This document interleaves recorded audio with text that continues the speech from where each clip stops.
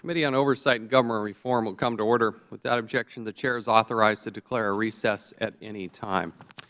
Chairman is responsible under the rules of the House and the rules of the committee to maintain order and preserve decorum in the committee room. Members of the audience are reminded that disruption of congressional business is a violation of law and a criminal offense. We welcome your presence, but we will not tolerate disruption. We hope to have a good, lively debate. This is what Congress is intended to do, and we need everybody in this room, we need everybody's participation along the way. It's an important topic. The risk of getting a little personal. My wife, Julie, and I have been married some 24 years. Have our 25th wedding anniversary coming up in February. I'm proud of my wife. She got her degree in psychology later in life after helping to raise 3 kids. Some are still at home. She has started to work for a plastic surgeon.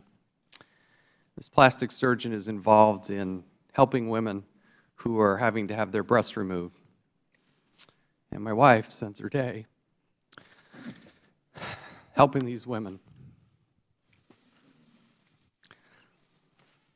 And I'm proud of her for doing that. My mother, she passed away when I was 28 years old. She fought cancer for more than 10 years. She had breast cancer, and I miss her. I lost my father to cancer as well. Cancer in this country kills about 1,500 people a day. And yet our federal government only spends about $5 billion to fight it. If they were shooting 1,500 people a day, if there were rockets coming in, we'd be fighting this with everything we've got. And as I said before I came to Congress, and I'm saying here today, as fiscally conservative as I can possibly be, we don't spend enough on cancer. We don't spend enough. We need to spend more. I would quadruple the amount of money if I had my chance to fight cancer and win. And the reason I'm passionate about the hearing today is we got a lot of healthcare providers who I think in their hearts know that they're trying to provide good.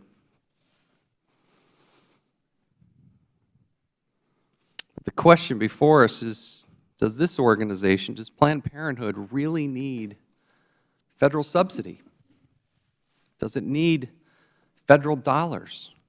Every time we spend a federal dollar, what we're doing is we're pulling money out of somebody's pocket and we're giving it to somebody else. What I don't like, what I don't want to tolerate, what I don't want to become numb to is wasting those taxpayer dollars. And as best I can tell, we're going to have a hearing here, this is an organization that doesn't need federal subsidy. For the year ended June 14th, June of 2014, I should say, Planned Parenthood reported $127 million in revenue over expenses. They had $127 million more in revenue than they had in expenses. Yet between 2005 and 2013, in large part under Ms. Richards' leadership, there's a 53% reduction in cancer screenings, 42% reduction in breast exams and breast care. I don't understand why.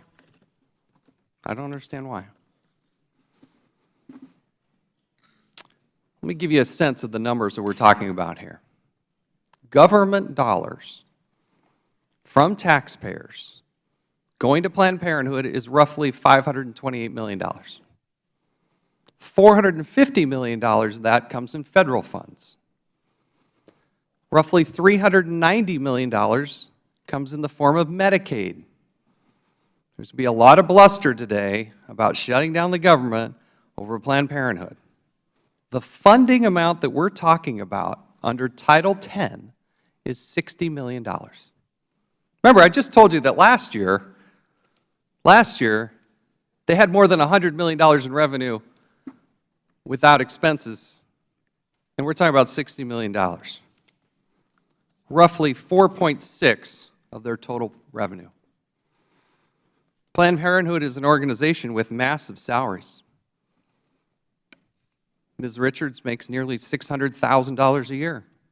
The affiliate, the person that runs the affiliate in Minnesota, North Dakota, and South Dakota makes roughly $450,000 a year. And I could be here for a long time listing out some very exorbitant salaries. This is also an organization that seems to have exorbitant travel expenses. 2013, they spent more than $5 million in travel. First-class tickets, private chartered aircraft. Roughly, they're spending $14,000 a day on travel. That's a lot. That's money that isn't going to women's health care. In 2012 and 2013, spent roughly $600,000 on blowout parties, chocolate champagne events, and Salt and Pepper came and performed a concert, and all kinds of celebrities and other hoopla. These are things they lost money doing, according to their tax record. In the past 3 years, they've spent more than $67 million on fundraising. They're pretty good at it. That's partly my point. They're pretty good at fundraising. They don't necessarily need taxpayer dollars to go pay for it. And this part, I really hope we do have a deeper discussion about. We may not learn everything that we need to, but over the past 5 years, more than $22 million has been transferred from their 501c3 to 501c4 organizations as well as PACs. This is advocacy. It's lobbying. It's get out the vote. And in one case in Alaska, it was about redistricting. Ladies and gentlemen, that has absolutely nothing to do with providing health care to young women who need a breast exam or need to get a mammogram. None of that money goes to that. It's a political activity. I was, I guess, naive but surprised that you could take 501c3 money and simply give it to the 501c4. Shared employees.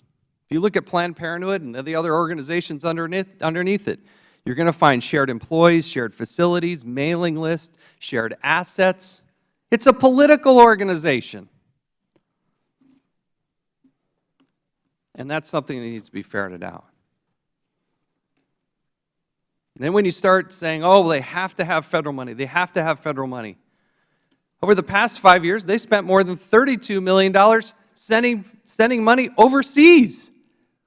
Didn't even come to the United States of America. Didn't affect people in low-income situations. They're so flush with cash, they started sending and giving out money overseas. I don't understand that. We have USAID, we have the State Department, we have all kinds of foreign aid. We don't need Planned Parenthood foreign aid, but that's what we got.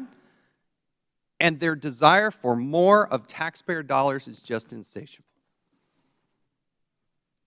There are going to be some discussions today, I'm sure, about the video, or videos. Let me just explain that. I know I've gone over time, but we're going to have to address it one way or the other, so let me address it. I think it was legitimate to look at all of the videos. All of the videos. So we issued a subpoena to get all of the videos. Now in California, there's a court case where there is a temporary restraining order that doesn't allow the producers of these videos to release them publicly.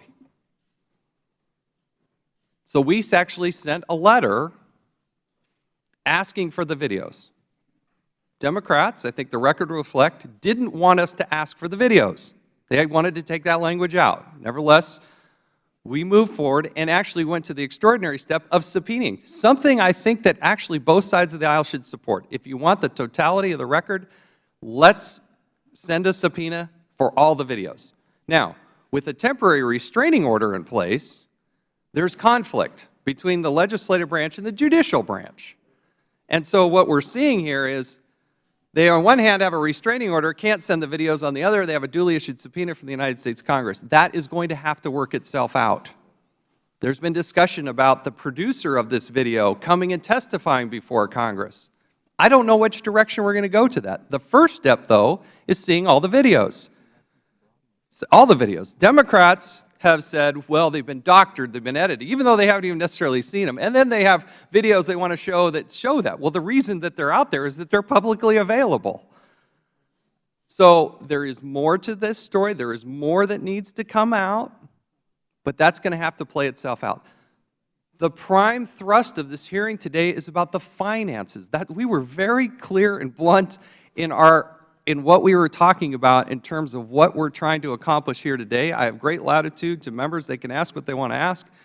But the focus of what we're doing today is how this organization is funded and how they spend their money. If they're going to accept taxpayer dollars, they're going to have to withstand the scrutiny of Congress asking tough questions about how they spend that money. And that's the direction that I'm coming from today. And if there's more clarification needed, please let me know. But we'll now recognize the ranking member, Mr. Cummings. Thank you very much, Mr. Chairman. And let me be clear from the very beginning. We have asked for all of the tapes, Mr. Chairman, and we wanted all of it, everything. And we would, of course, welcomed a subpoena for everything, because we think that that goes to the integrity of this committee and it goes to the integrity of this Congress. Today's hearing is very important. It will reveal whether this committee is more interested in facts or fiction. The questions members pose will show whether they are engaged in an even-handed search for the truth or a partisan attack based on ideology.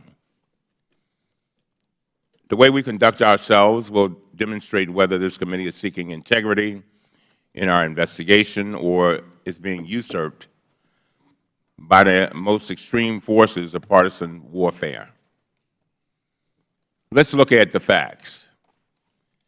David Daleiden and his group engaged in a 3-year campaign of deceit against Planned Parenthood. They set up fake companies, created fake identities, repeatedly lied about who they were, and secretly recorded Planned Parenthood employees without their knowledge or consent. These are facts that Mr. Daleiden admitted to. He admitted to this. Mr. Daleiden's goal for the past 3 years was to entrap Planned Parenthood into selling fetal tissue for profit. Selling it for profit. He deceived, misled, and essentially conned Planned Parenthood employees to try to achieve his goal. He gave them illegal contract proposals. He offered them huge sums of money, and he pursued them relentlessly. Some would say he was obsessed. Despite his best efforts, Mr. Daleiden failed. There's no credible evidence before this committee that any Planned Parenthood employee agreed to any proposal to sell fetal tissue or for profit in violation of the law. Republicans keep making this claim over and over again, but that does not make it true. When Mr. Daleiden was faced with the failure of his 3-year effort, he did not relent. Instead, he took the video footage he had, manipulated it, and put it out to the public. He removed every single time Planned Parenthood employees rejected his offers. He edited out all of this exculpatory evidence and he twisted what was left to distort the truth. Something is awfully wrong with that picture. Last week, all the committee members on this side of the aisle asked for Mr. Leiden to testify here today. Since his videos are the fundamental basis of this committee's investigation, we wanted to ask questions about his tactics and his evidence. That's only fair. But Republicans refused. They did not want him to testify. They don't want him to subject him to the difficult or uncomfortable questions that relate to the actual facts. But the facts are indeed critical. And here are some of the key facts we now know. Federal law authorizes fetal tissue research, and it expressly allows for recouping reasonable costs. That's a fact. That law was passed by Congress with strong bipartisan support based on the work of President Ronald Reagan's Blue Ribbon Panel on fetal tissue research in 1988. This is also a fact. Planned Parenthood receives no federal funding for fetal tissue donation programs, and only 1% of Planned Parenthood's health centers even participate in these programs. Those are facts. Unfortunately, I suspect these facts will have little impact on the Republican talking points, and they will just keep accusing Planned Parenthood of selling fetal tissue for profit. Today's hearings are supposed to be about federal funding. So let me highlight one more fact.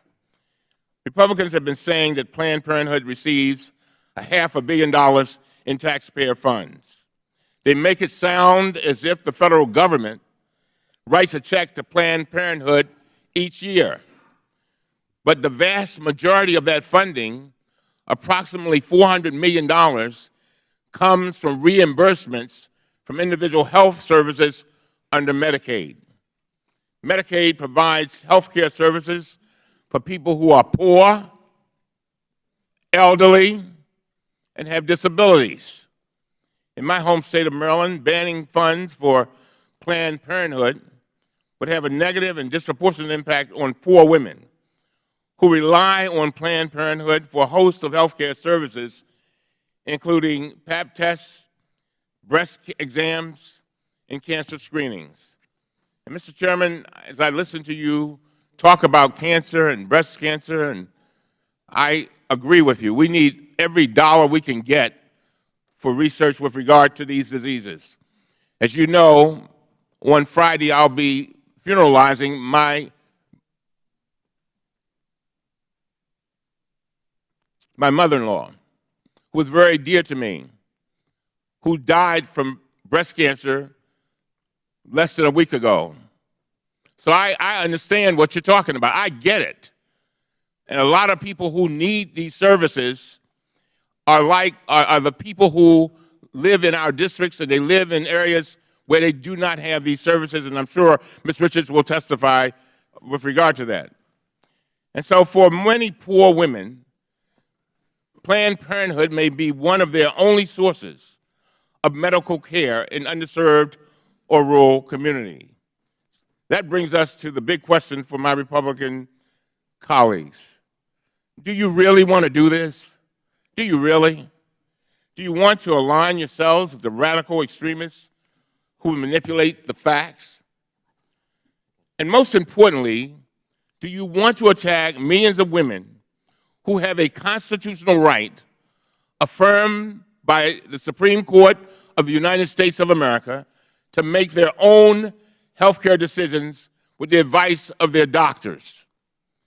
Based on the evidence of last week, it appears that you do.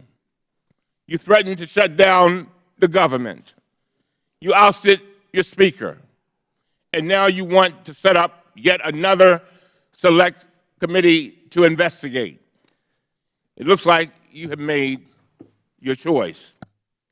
Unfortunately, I think your actions will result in even more chaos and discord in this Congress, which is exactly what the American people don't want. They do not want the discord. Ms. Richards, I want to thank you very much for being here today to give us the facts. Your group has been extremely helpful during this investigation, providing tens of thousands of pages of documents. Your cooperation stands in stark contrast to Mr. Daleiden, whose notable absence speaks volumes. And with that, Mr. Chairman, I yield back. We have agreed to allow the subcommittee chairman to also make opening statements, so we'll now recognize the chairman of the Subcommittee on Health Care Benefits and Administrative Rules, Mr. Jordan of Ohio, for his opening statement. Thank you, Mr. Chairman. Thank you for this hearing, and thank you for your heartfelt remarks in your opening statement. Here's the troubling truth. A picture's worth 1,000 words. You can say all you want that these things were heavily edited, they were changed, but if that's the case, why did Ms. Richards apologize for the videos 2 days after they first surfaced? Everyone knows these videos are, as the Speaker of the House said, barbaric and repulsive. And this argument that we keep hearing from the other side, Republicans want to shut down the government. Are you kidding me? We want to fund the government at the levels everyone agreed to. The Ryan Murray budget, but the levels the levels the President agreed to. We simply want to shift the money from an organization caught doing what they were caught doing and give it to the community health centers.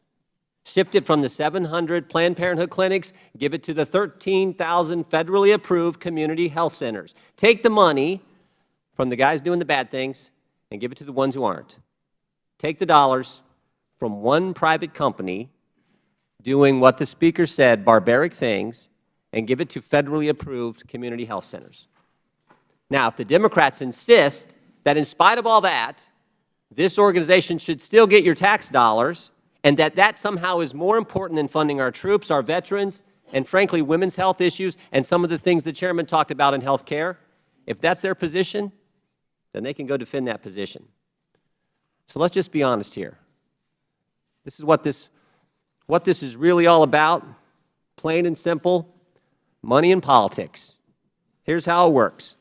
Politicians give money to Planned Parenthood, who give it back to politicians at election time, who get elected, and give it back to Planned Parenthood, who give it back to politicians who get elected, and the game plays on. In 2012, in that election cycle, Planned Parenthood spent almost $12 million in advertising. In fact, $11,874,052, 100% of that went to Democrats. Every penny, every single penny went to Democrats. No wonder they're defending this repulsive game. Politicians give money to Planned Parenthood, they give it back to politicians, and it keeps on going. The nice thing about these videos, it's lifted the curtain. We can now see what's going on there, and that's why we should fund the government and shift the money from this organization to organizations who didn't do this kind of behavior. With that, I yield back, Mr. Chairman. Thank the gentleman. We'll now recognize Ms. Maloney of New York for her opening statement. Thank you, Mr. Chairman, and welcome, Ms. Richards. Last week, the Democratic members of this committee sent a letter warning our chairman that the relentless campaign by the conservative House Freedom Caucus to attack Planned Parenthood was in fact part of a broader power struggle to unseat Speaker Boehner, led by an extreme wing of the Republican Party that is using this issue to force a government shutdown unless the Speaker bows to their demands. Our warnings prove prescient. On Friday, Speaker Boehner announced that he will resign at the end of next month, but not before creating a new select committee to investigate Planned Parenthood. Make no mistake, despite what we hear from the other side, Republicans are doubling down on their war against women. I request unanimous consent to place in the record this letter from the Republicans threatening to close down the government unless Planned Parenthood is defunded. And without objection, so ordered. And when you read this, there are certain things that jump out. All of the signatories are men, none of whom will get pregnant or need a cervical screening for cancer or mammograms or a pap smear or other life-saving services that are provided by Planned Parenthood. We will hear today lots of arguments to justify the extreme actions of the Center for Medical Progress, those who created these videotapes. But there is one simple reason we are at this point. Republicans want to outlaw a woman's right to choose. Republicans say that this is all about videos purporting to show violations of our laws. But when the facts come out that contradict their narrative and it comes to light, it never seems to matter. For example, when we learned that the videos had dozens of unexplained edits, removing phrases like, quote, "We do not profit from tissue donation from those who work for Planned Parenthood," that did not matter. When we learned that less than 1% of Planned Parenthood centers had any involvement whatsoever in fetal tissue donation, that did not matter. When we learned that some Planned Parenthood centers involved in tissue donation took the extra precaution of accepting no reimbursement for their cost, far beyond what is even required by federal law, that did not matter. When we learned that Planned Parenthood centers that lawfully accepted reimbursement recouped only their costs and repeatedly refused offers from anti-abortion extremists to entrap them into accepting far larger amounts, even in one case 10 times more, Republicans still insisted they were trying to profit from these donations. The righteous rhetoric we've heard for weeks about Planned Parenthood trafficking in baby parts has one fundamental law. It is not true. And it never has been true. But it makes for a great soundbite. The reason the facts don't matter is that this whole episode is not about tissue donation or the Hyde Amendment or Medicaid reimbursement. The core issue is that Republican members of Congress now almost universally oppose a woman's right to choose. They oppose the constitutional right of abortion.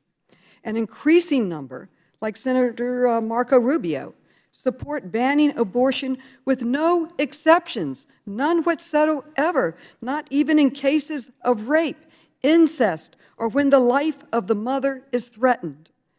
The majority of Americans disagree with these extreme views, and we will do everything we can to stop them.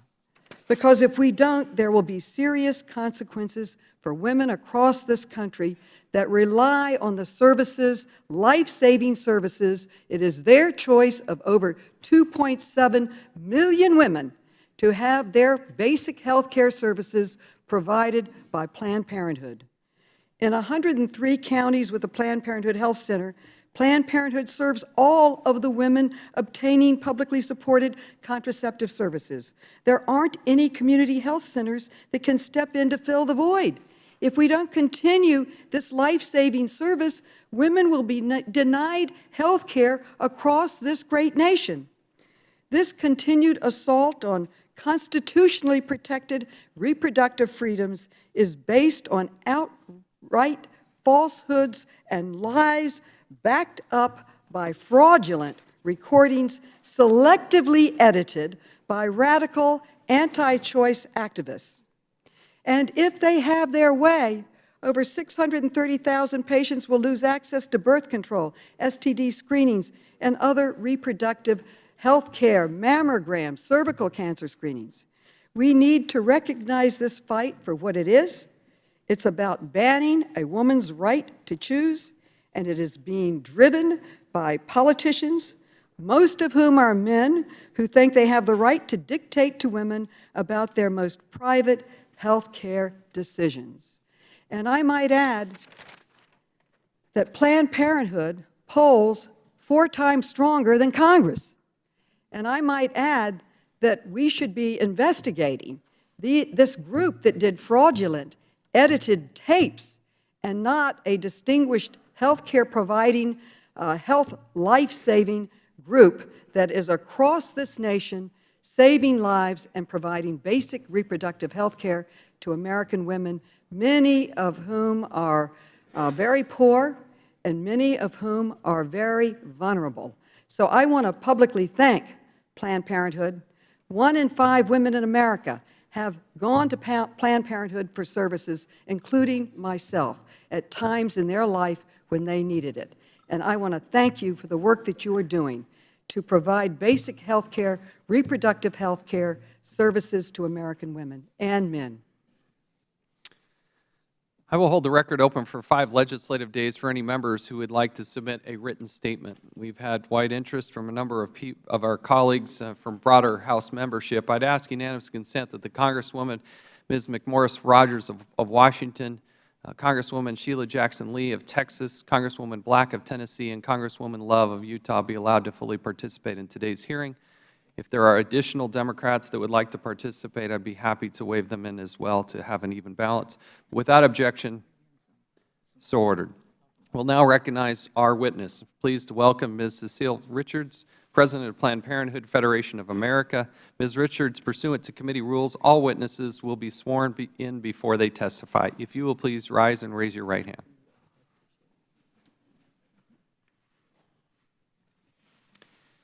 Do you solemnly swear or affirm that the testimony you're about to give will be the truth, the whole truth, and nothing but the truth? Thank you. Let the record reflect that the witness answered in the affirmative. And in order to allow time for discussion, we would appreciate if you would limit your testimony to 5 minutes, and obviously your entire written statement will be made part of the record. Ms. Richards, you're now recognized for 5 minutes. Thank you, Mr. Chairman. I'm proud to be here today speaking on behalf of Planned Parenthood, a leading provider of high-quality reproductive health care in America. 1 in 5 women in this country has sought care from a Planned Parenthood health center. And they trust us because our rigorous health care standards have been developed with the nation's top medical experts over our 99-year history.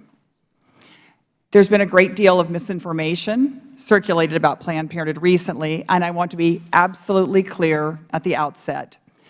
The federal funding that Planned Parenthood receives allows our doctors and clinicians at our health centers to provide birth control, cancer screenings, and testing and treatment for sexually transmitted infections. Now, while the federal policy, in my opinion, discriminates against low-income women, no federal funds pay for abortion services at Planned Parenthood or anywhere else, except in the very limited circumstances allowed by law. These are when the woman has been raped, has been the victim of incest, or when her life is endangered. Planned Parenthood operates just like all other health centers and hospitals that provide medical care to Medicaid patients. Medicaid reimburses us for the preventive health services that we provide, and the Department of Health and Human Services conducts routine audits of the Medicaid program to ensure that these funds are used appropriately. And the same is true for the Title X, the Federal Family Planning Program, which was signed into law by President Richard Nixon. Planned Parenthood has been in the news recently because of deceptively edited videos released by a group that is dedicated to making abortion illegal in this country. And this is just the most recent in a long line of discredited attacks, the 10th over the last 15 years. The latest smear campaign is based on efforts by our opponents to entrap our doctors and clinicians into breaking the law, and once again, our opponents failed. To set the record straight, I want to be clear on 4 matters.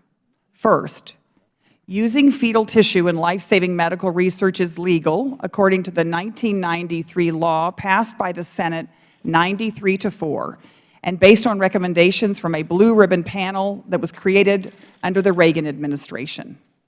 Second, currently less than 1% of Planned Parenthood health centers are actually facilitating the donation of tissue for fetal tissue research. Third, in those health centers, donating fetal tissue is something that many of our patients want to do and regularly request. And finally, Planned Parenthood policies not only comply with, but indeed go beyond the requirements of the law. The outrageous accusations leveled against Planned Parenthood based on heavily doctored videos are offensive and categorically untrue. I realize, though, that the facts have never gotten in the way of these campaigns to block women from health care they need and deserve. And, Mr. Chairman, You and I do disagree about whether women should have access to safe and legal abortion. At Planned Parenthood, we believe that women should be able to make their own decisions about their pregnancies and their futures. And the majority of Americans agree. We trust women to make these decisions in consultation with their families, their doctors, and their faith, and not by Congress. It is unacceptable that in the 21st century, women in America are routinely harassed for accessing a legal medical procedure. Doctors who provide abortion, as well as their families, often face harassment and threats of violence, and after this recent smear campaign, it's only gotten worse. These acts against women and healthcare providers don't reflect American values or the rule of law, and I hope this committee will condemn them. For 99 years, Planned Parenthood has worked to improve the lives of women and families in America, and largely as a result of access to birth control, women are now nearly half the workforce in America and more than half of college students. And as a result of better sex education and more access to birth control, we are now at a 40-year low for teen pregnancy in the United States. But for all the progress we've made, there is much still to do. For many American women, Planned Parenthood is the only health care provider they will see this year. And it is impossible for our patients to understand why Congress is once again threatening their ability to go to the health care provider of their choice. 2 weeks ago, I was in Plano, Texas with one of these patients, Dana Ferris Fisher. And Dana can't be here today because she has a new job and she's supporting her family. But if she were here, Dana would tell you what she told me, that Planned Parenthood saved her life. In 2013, her husband lost his job and therefore their health insurance. And not long after, Dana found a lump in her breast. And the only two clinics that would take a patient without health insurance couldn't see her for at least 2 months. So Dana came to Planned Parenthood for a breast exam. And there, our clinician of 21 years, Vivian, guided her through the process of follow-ups and referrals and helped make sure that her treatment was covered. And she called Dana repeatedly to check on her as she entered treatment. And I am really happy to say today that Dana is now cancer-free. Mr. Chairman, I wish this Congress would spend more time hearing from women like Dana. All women in this country deserve to have the same opportunities as members of Congress and their families for high-quality and timely health care.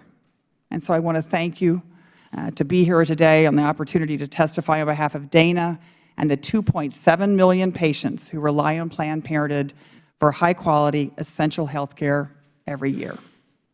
Thank you. Thank you. I'll now recognize myself for 5 minutes. Ms. Richards, Planned Parenthood has sent $32+ million in grants overseas. Does any of these funds go to the Democratic Republic of the Congo? Congressman, let me tell you. No. We don't have time for a big narrative. I'm not going to give you you asked yes me or no? You asked me a question. Any of the money that is Planned Parenthood raises and is given by foundations and individuals to support family planning services around the country is in Africa and in Latin America, and they go to individual organizations. I'm happy to provide you a list of those organizations, but I did not bring them with me here today. You could give us a list of those organizations. Does Planned Parenthood have any ownership in foreign companies? I don't believe so. I don't know what you mean by ownership. Well, in your 2013 tax return, it lists $3.3 million marked as, quote, investment, end quote, in Central America and the Caribbean. I'm just asking if that investment was an actual investment. We don't own anything in those countries. What our okay, our let global me keep going. Well, I have to keep going. I need to get I would appreciate a list, and you've been very cooperative so far. We have give us been a extremely list. cooperative. Yeah, and I just cited that. If you can give us a listing, as you said you would, of where those dollars go overseas, we would very much appreciate it. Your compensation in 2009 was $353,000. Is that correct? I don't have the figures with me, but I don't want to just. Congratulations. In 2013, your compensation went up some $240,000. Your compensation we're showing in baseline tax returns is $590,000, correct? That's not my annual compensation. My annual compensation is $520,000 a year. I believe there was a program that the board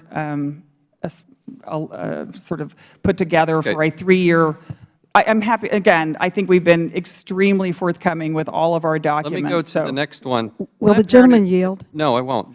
The Planned Parenthood and its lobbying arm, Planned Parenthood Action Fund, it controls 2 527 organizations that have their own political activities, Planned Parenthood Votes and Planned Parenthood Action Fund PAC. Do they receive money from Planned Parenthood to conduct these activities?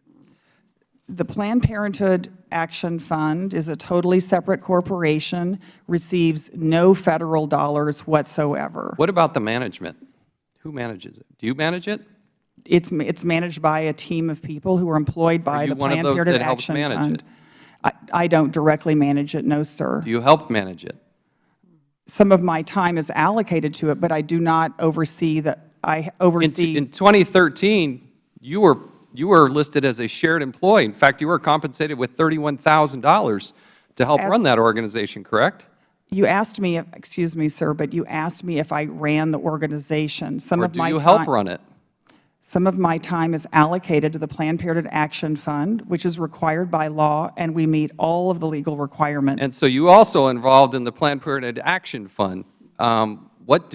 If you could help us understand what the duties are for your $31,000 of contribution, my guess is you running the mothership here, when you show up and want to have something done, it's probably done.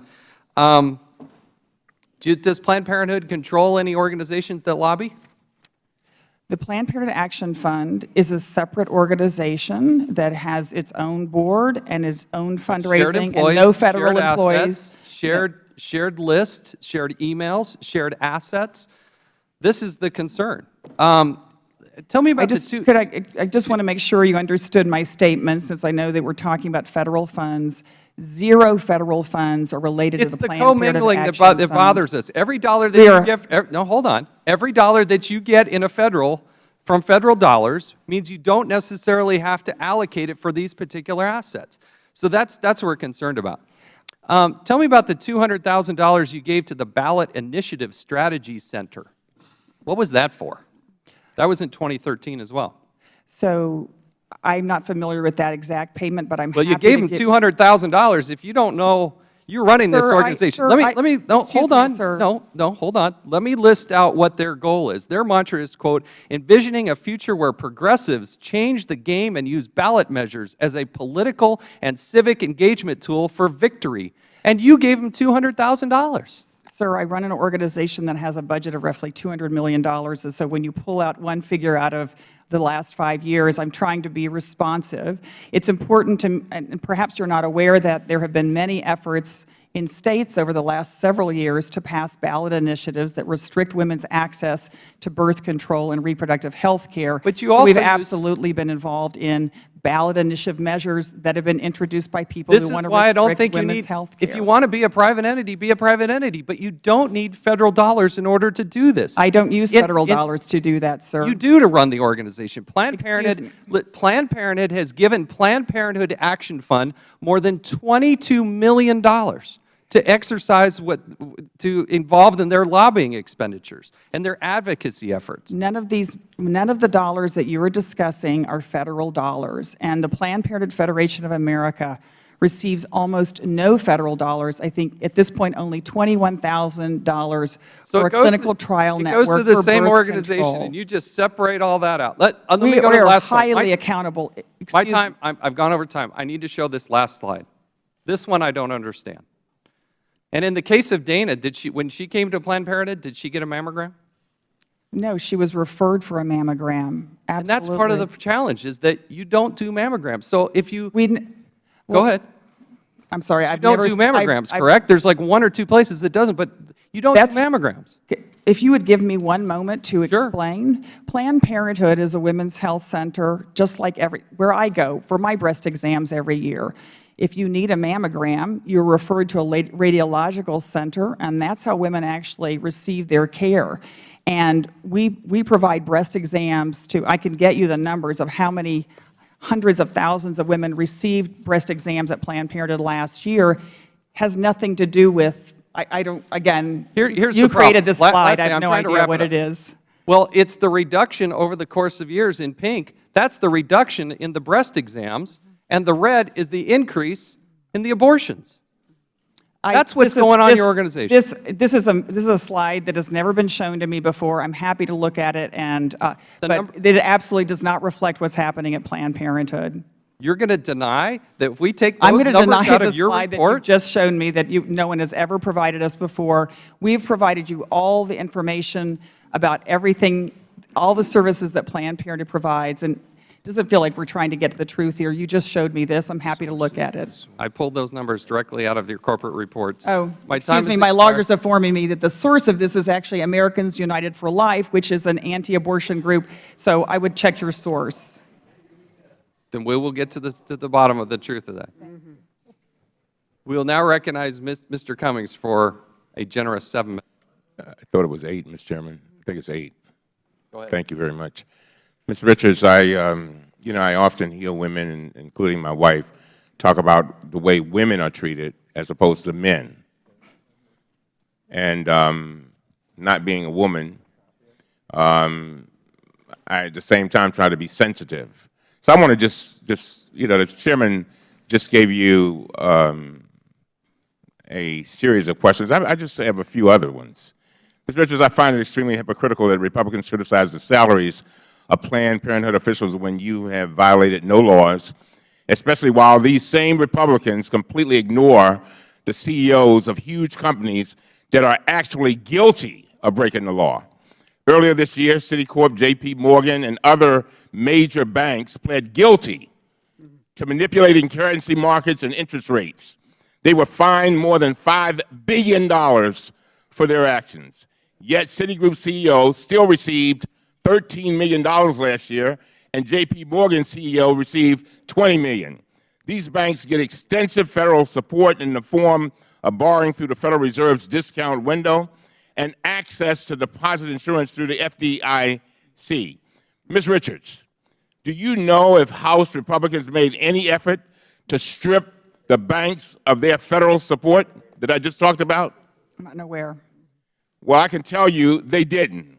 Johnson & Johnson, another one, was fined more than $2 billion for illegally marketing drugs and paying kickbacks to doctors and nursing homes. Yet the company's CEO still received $25 million last year. Ms. Richards, do you know if the House Republicans conducted an investigation of this company or other drug companies that violated the law? Do you? I do not. Well, I can answer that for you. No, they didn't. And they also never sought to deny them federal funding through Medicaid or to block their NIH grants. Let me go on. Last month, Lockheed Martin was fined millions of dollars for using taxpayer funds to lobby Congress to maintain its hold on a multi-billion-dollar Pentagon contract. Lockheed CEO received a stunning $33 million last year. Ms. Richards, do you know if there has been any investigation or any effort, to eliminate Lockheed Martin's federal funding? Sounds like there hasn't been. You got it. Of course there wasn't. These are huge companies that are actually guilty of breaking the law, and their CEOs make millions of dollars. Republicans never criticize the salaries of their CEOs, and they never try to strip their federal funding, their government subsidies, or their tax breaks. But when it comes to women's health, the Republicans' approach is completely different. Republicans targeted Planned Parenthood, which provides essential, high-quality care to millions of American women more aggressively than all of these companies combined. With no evidence of wrongdoing, these Republican investigations multiply and the political theater continues. This whole defunding fight is just a pretext for the real Republican agenda. It's a pretext. Take away the constitutional right of women and their doctors to decide what is best for them. I reject these shameful attacks on women's health. Let me go on. Now, Ms. Richards, I want to thank you for being here. And Republicans accuse the Planned Parenthood of selling fetal tissue from abortions for profit. Federal law explicitly allows for the reimbursement of reasonable expenses for tissue samples. But the Republicans say that Mr. Dalyden's videos are proof that Planned Parenthood was making a profit.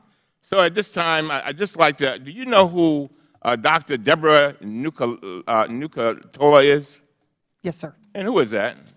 She works for us in our medical division.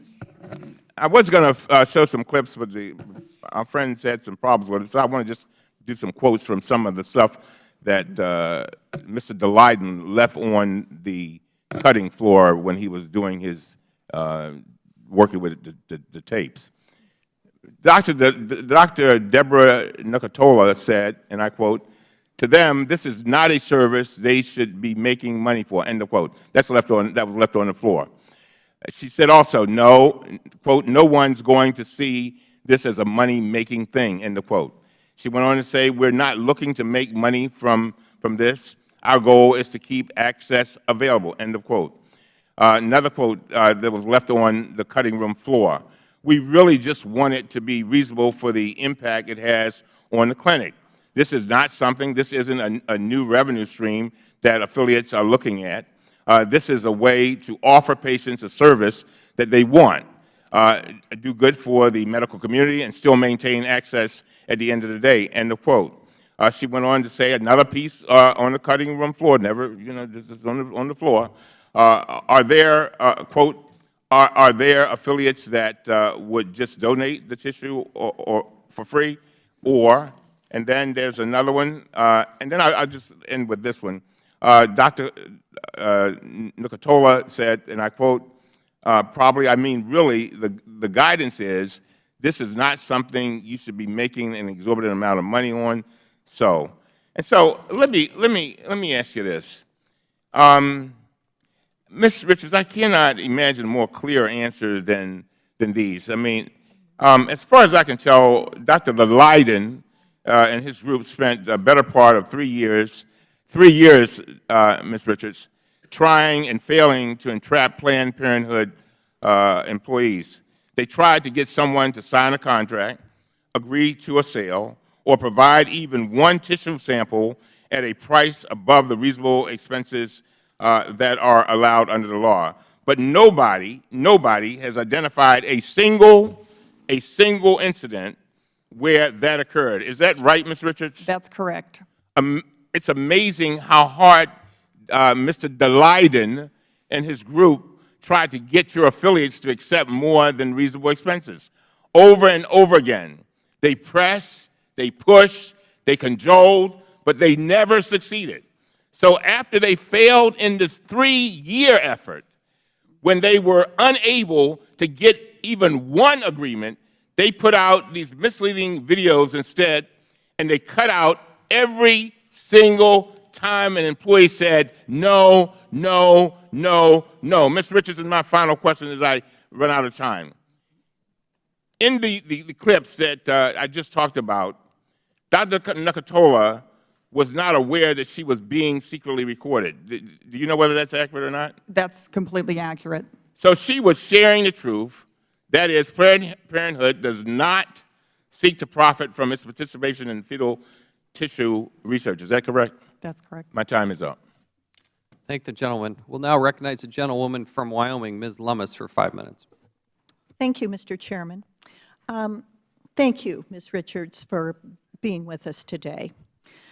My first question is, how many Planned Parenthood clinics have mammogram machines? There aren't any Planned Parenthood clinics. I believe, to the best of my knowledge, not any have mammogram machines at their facility. And how many Planned Parenthood clinics are there? On any given day, between 650 and 700. Okay, so none, to your knowledge, have a mammogram machine. Right. We have different kinds of arrangements with, depending on the state, to refer women for mammograms. As I said earlier to, I think, the question to the chairman. And what surgical services does Planned Parenthood provide? Surgical services. Well, we provide surgical abortions, and we provide colposcopy. We do a variety of services. And Can you explain? Ms. Loomis, to be responsive, you know, we have core services across the country, but some Planned Parenthoods provide broader services. Some provide primary care, et cetera. Okay. I was just asking about surgical services with that question. Tell me, so abortion is included in surgical services, but I want to find out where you get your 3% figure that you cite for abortion procedures. That's your self-reported abortion statistic. That's 3% of all the procedures we provide and all the services that we provide. Okay, well, let's talk about Planned Parenthood revenue from abortions. If you look at the 2013 statistics that you report, abortions from revenue would have been over 86% of your non-government revenue. How do you explain this massive disparity between the amount of revenue you collect from abortion and the fact that you only report 3% of your services being abortion? Well, I think there's two questions you've sort of mixed in there, so let me try to address both. One is, as we've already stated, federal money does not go for abortion, so the federal portion that we were discussing is reimbursement for preventive care services. I think the other, so that's why they're not, those numbers aren't connected. Can you tell me how many of your affiliates receive the majority of their revenue from abortion? I don't know that answer. Could you get it for me? I'll talk to my team. Thanks. But I do think it's important to understand that abortion procedures are probably more expensive than some other procedures that we provide, which might explain what you're trying to get at. Okay. According to your 2013 tax return, I'm switching now to travel expenses. Planned Parenthood spent over $5.1 million on travel last year. So as the chairman said earlier, that's nearly $14,000 per day. What is all that money being spent on? Well, we're an organization that we're in 50 states. We also, as the chairman has noted, we have programs in Latin America and in Africa as well, where we support family planning programs and those. So I can certainly, and I think we have provided very detailed information, thousands of pages of both our financial statements, our audited financials, our annual report, and if there's anything that we need to break down further, I'm happy to do that. What I would say that, again, I would very much appreciate it if you would break it down, because the taxpayers are funding over 40% of Planned Parenthood. And my point is, they just have a right to know how this money is being spent. Absolutely. And if taxpayer dollars are being used to free up services that you provide that are aberrant services in the view of many taxpayers, when there are alternatives in this country, many, 13,000 clinics that cater specifically to women's health. Well, Congresswoman Loomis, I'd like to address that, because one of the comments that was made earlier and I wasn't able to respond is that we don't get a federal subsidy. Really, it's important to understand for everyone here how the Medicaid program. Could you function on non-federal dollars? Why do you need federal dollars? You're making a ton of dough. We don't make any profit off of federal money, and if I could just have a moment to explain. But you're using federal dollars $1.6 million and displacing money that could go to the 13,000 health care clinics. My time's up. I yield back. Could I answer the question? Sure. I'm not sure exactly what the whole question was, but I do think it's really important that you understand that 60% of our patients are receiving they're either Medicaid patients or they may be Title X patients. 78% of our patients live at 150% of poverty or below, and for many of them, Planned Parenthood is the only family planning provider that will see them in their area. Half of our health centers are in medically underserved communities. So it is not we don't just get a big check from the federal government. We, like other Medicaid providers, we are reimbursed directly for services provided. Mr. Chairman, thank you for allowing Ms. Richards to answer the question. Thank you. And just as a point of clarification, Ms. Richards, I want to make sure there's no ambiguity here. The gentlewoman from Wyoming asked for a listing of affiliates where the majority of revenue comes from abortion services. You said you'd talk to your team. Will you actually provide us that list? I will talk to my team. Just for the record, I am here voluntarily. We have provided tens of thousands of pages of documents to you. We have provided audited financial statements. I will talk to my team, and we will do everything we can to be. For the record, you have been very cooperative. I just want to keep that rolling. And you were very good at agreeing to give other bits of information. Why not this part of information? I don't want to commit to anything that I don't personally have. I said I will work with you and your team. We have no interest in hiding any information. If you have it, will you give it to us? I don't have it, so I'm just saying to you, I will work with my team, and we're working with your staff to provide any and all information that we can.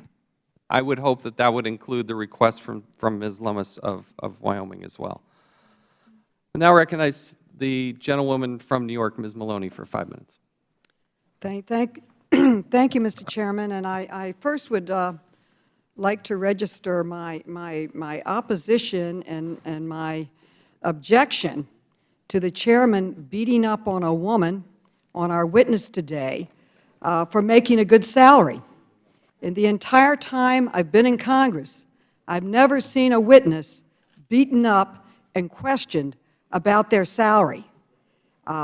Ms. Richards heads a distinguished organization providing health care services to millions of Americans, and I find it totally inappropriate and discriminatory. Ms. Richards, are you aware that there are over 285 rallies in support of Planned Parenthood, including one in my district today, and that many are calling today National Pink Out Day in support of the services and life-changing and life support services of Planned Parenthood? Are you aware of that? I am aware of that, and I look forward to changing into pink as soon as these proceedings are finished today. And are you aware that over 2.7 million men and women in America choose Planned Parenthood as their primary health provider, and that there are 2 Planned Parenthood clinics in the district that I am privileged to represent? And if you go at the end of the day, young women and men are lined up through the waiting room, out the door, and on some days clear down the block waiting for the health care services of Planned Parenthood. I'm glad to hear that, and again, we're pleased to provide services to anyone who walks in our door. One of the things that I think is very important and refers a little bit to the question earlier is that 60% of our health centers are able to see patients on the same day. And I know for many women, if they are concerned about a lump in their breast or they need birth control, and for some of them they haven't had an annual exam in many, many years, we're proud to be able to serve them with high-quality care when they need it. And are you aware that this hearing today is promoted by a series of deceptively edited and purposefully misleading videos that have been found to be deceptively edited by leading fact-checking organizations in this country, including 5 states. 5 states had their own individual investigations. Now it's 6. Missouri did their own review, and they found that they are complying, that Planned Parenthood is complying with all state laws and regulations regarding tissue donations. Now, are you aware of any other efforts by Republicans and others to defund other organizations that provide health care, reproductive health care to women in this country? I'm not aware of any, but there may be. What about a tax on Title X?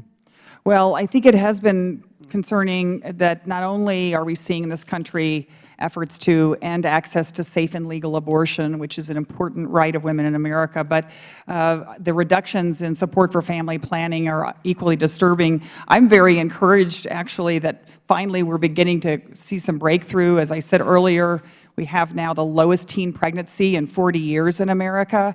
We are seeing much better birth control, and through the Affordable Care Act, now 50 million women getting access to no-cost birth control. I think there is a lot we can do to reduce unintended pregnancy in America. Well, what do you say to those who want to defund Planned Parenthood and outlaw abortion altogether in our country?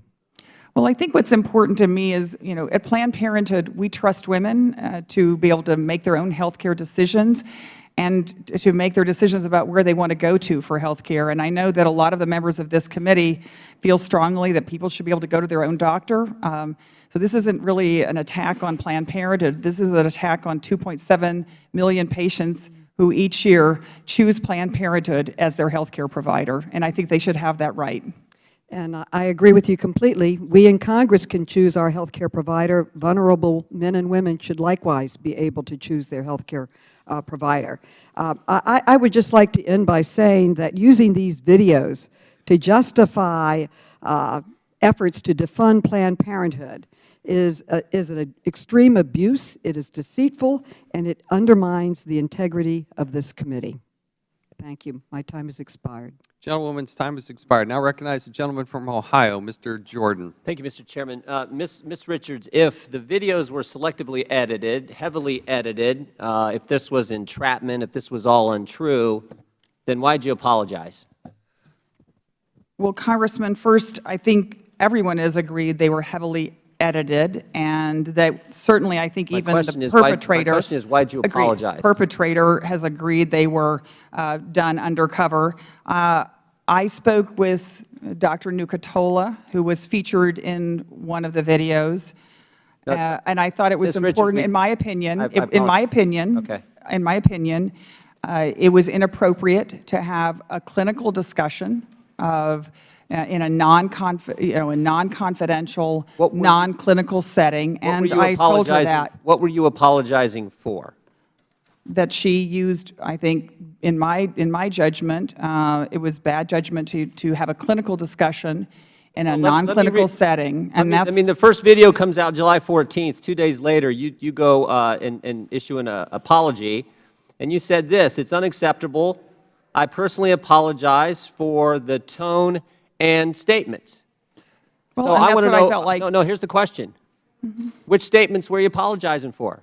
It was really the situation that she was in, and I believed that. That's and not again, what, at that. but Ms. Richards, that's not what you said. You said, "I apologize for statements." I'd like to know. I think the American people like to know which statements in the video were you apologizing for? Were you apologizing for statements that were untrue? Because you normally don't do that in life. If something's untrue and false, you don't apologize for that. You correct the record. But that's not what you said. You said, "I personally apologize for the tone and statements," and I'm asking you a simple question. There was only one video at the time you issued this statement. When you did your video, there was only one video. I want to know, in that video that you were referencing, which statements were you apologizing for? Well, Congressman, at the time, as you, I'm sure, remember, that video was released. We'd had no time to actually evaluate how much editing had happened. It was days later that we were able. Which true statements in that video were you apologizing for, Ms. Richards? I was reflecting that on that video, not any particular statement, that did not reflect the compassionate care that we provide at Planned Parenthood. That raises an important question. So is what you said in your video untrue? You weren't really apologizing for statements made?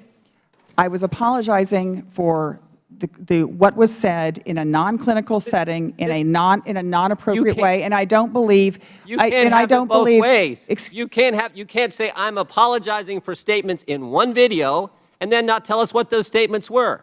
I don't believe that Dr. Nucatola. Or you can do this. You can say, "You know what I said in the video I produced wasn't true. I really wasn't apologizing for any statement." You can tell us that here on the record if you'd like, but it can't be both positions. It has to be one.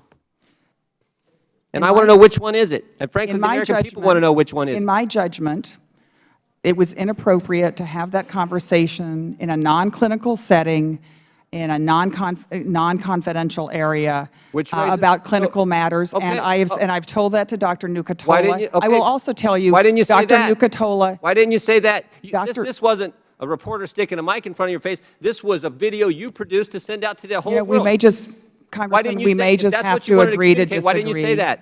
We may just have to agree to disagree on this matter. I don't I've think we're agreeing to explained myself. disagree. I think you're not answering my question. Well, I've answered it, I think, repeatedly here. And I want to say also for the record Mr. that Chairman, if I Dr. could, real quickly, just for the record, but this to me is critical, because at the moment you did this, there was only one video, and then you do your video in response to that video, and you made a specific statement. I'm sure your staff worked on this, you prepared this. This was probably went through a number of drafts, and you were very specific in what you said. I apologize for the tone and statements. So there's obviously statements in that first video that were accurate, that you didn't think were needed to be out there, and you wanted to apologize for it, and you wanted that message heard by the American people. And I'm asking you a simple question. In that first video, tell me what you needed to apologize for.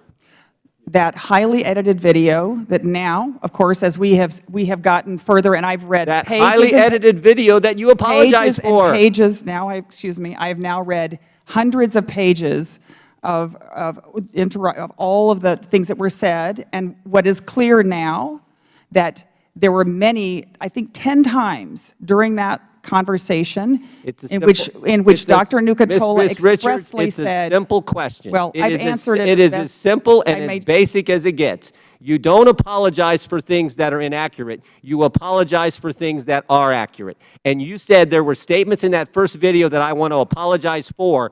I'm asking you to tell this committee chairman, this committee, and the American people, what were those statements?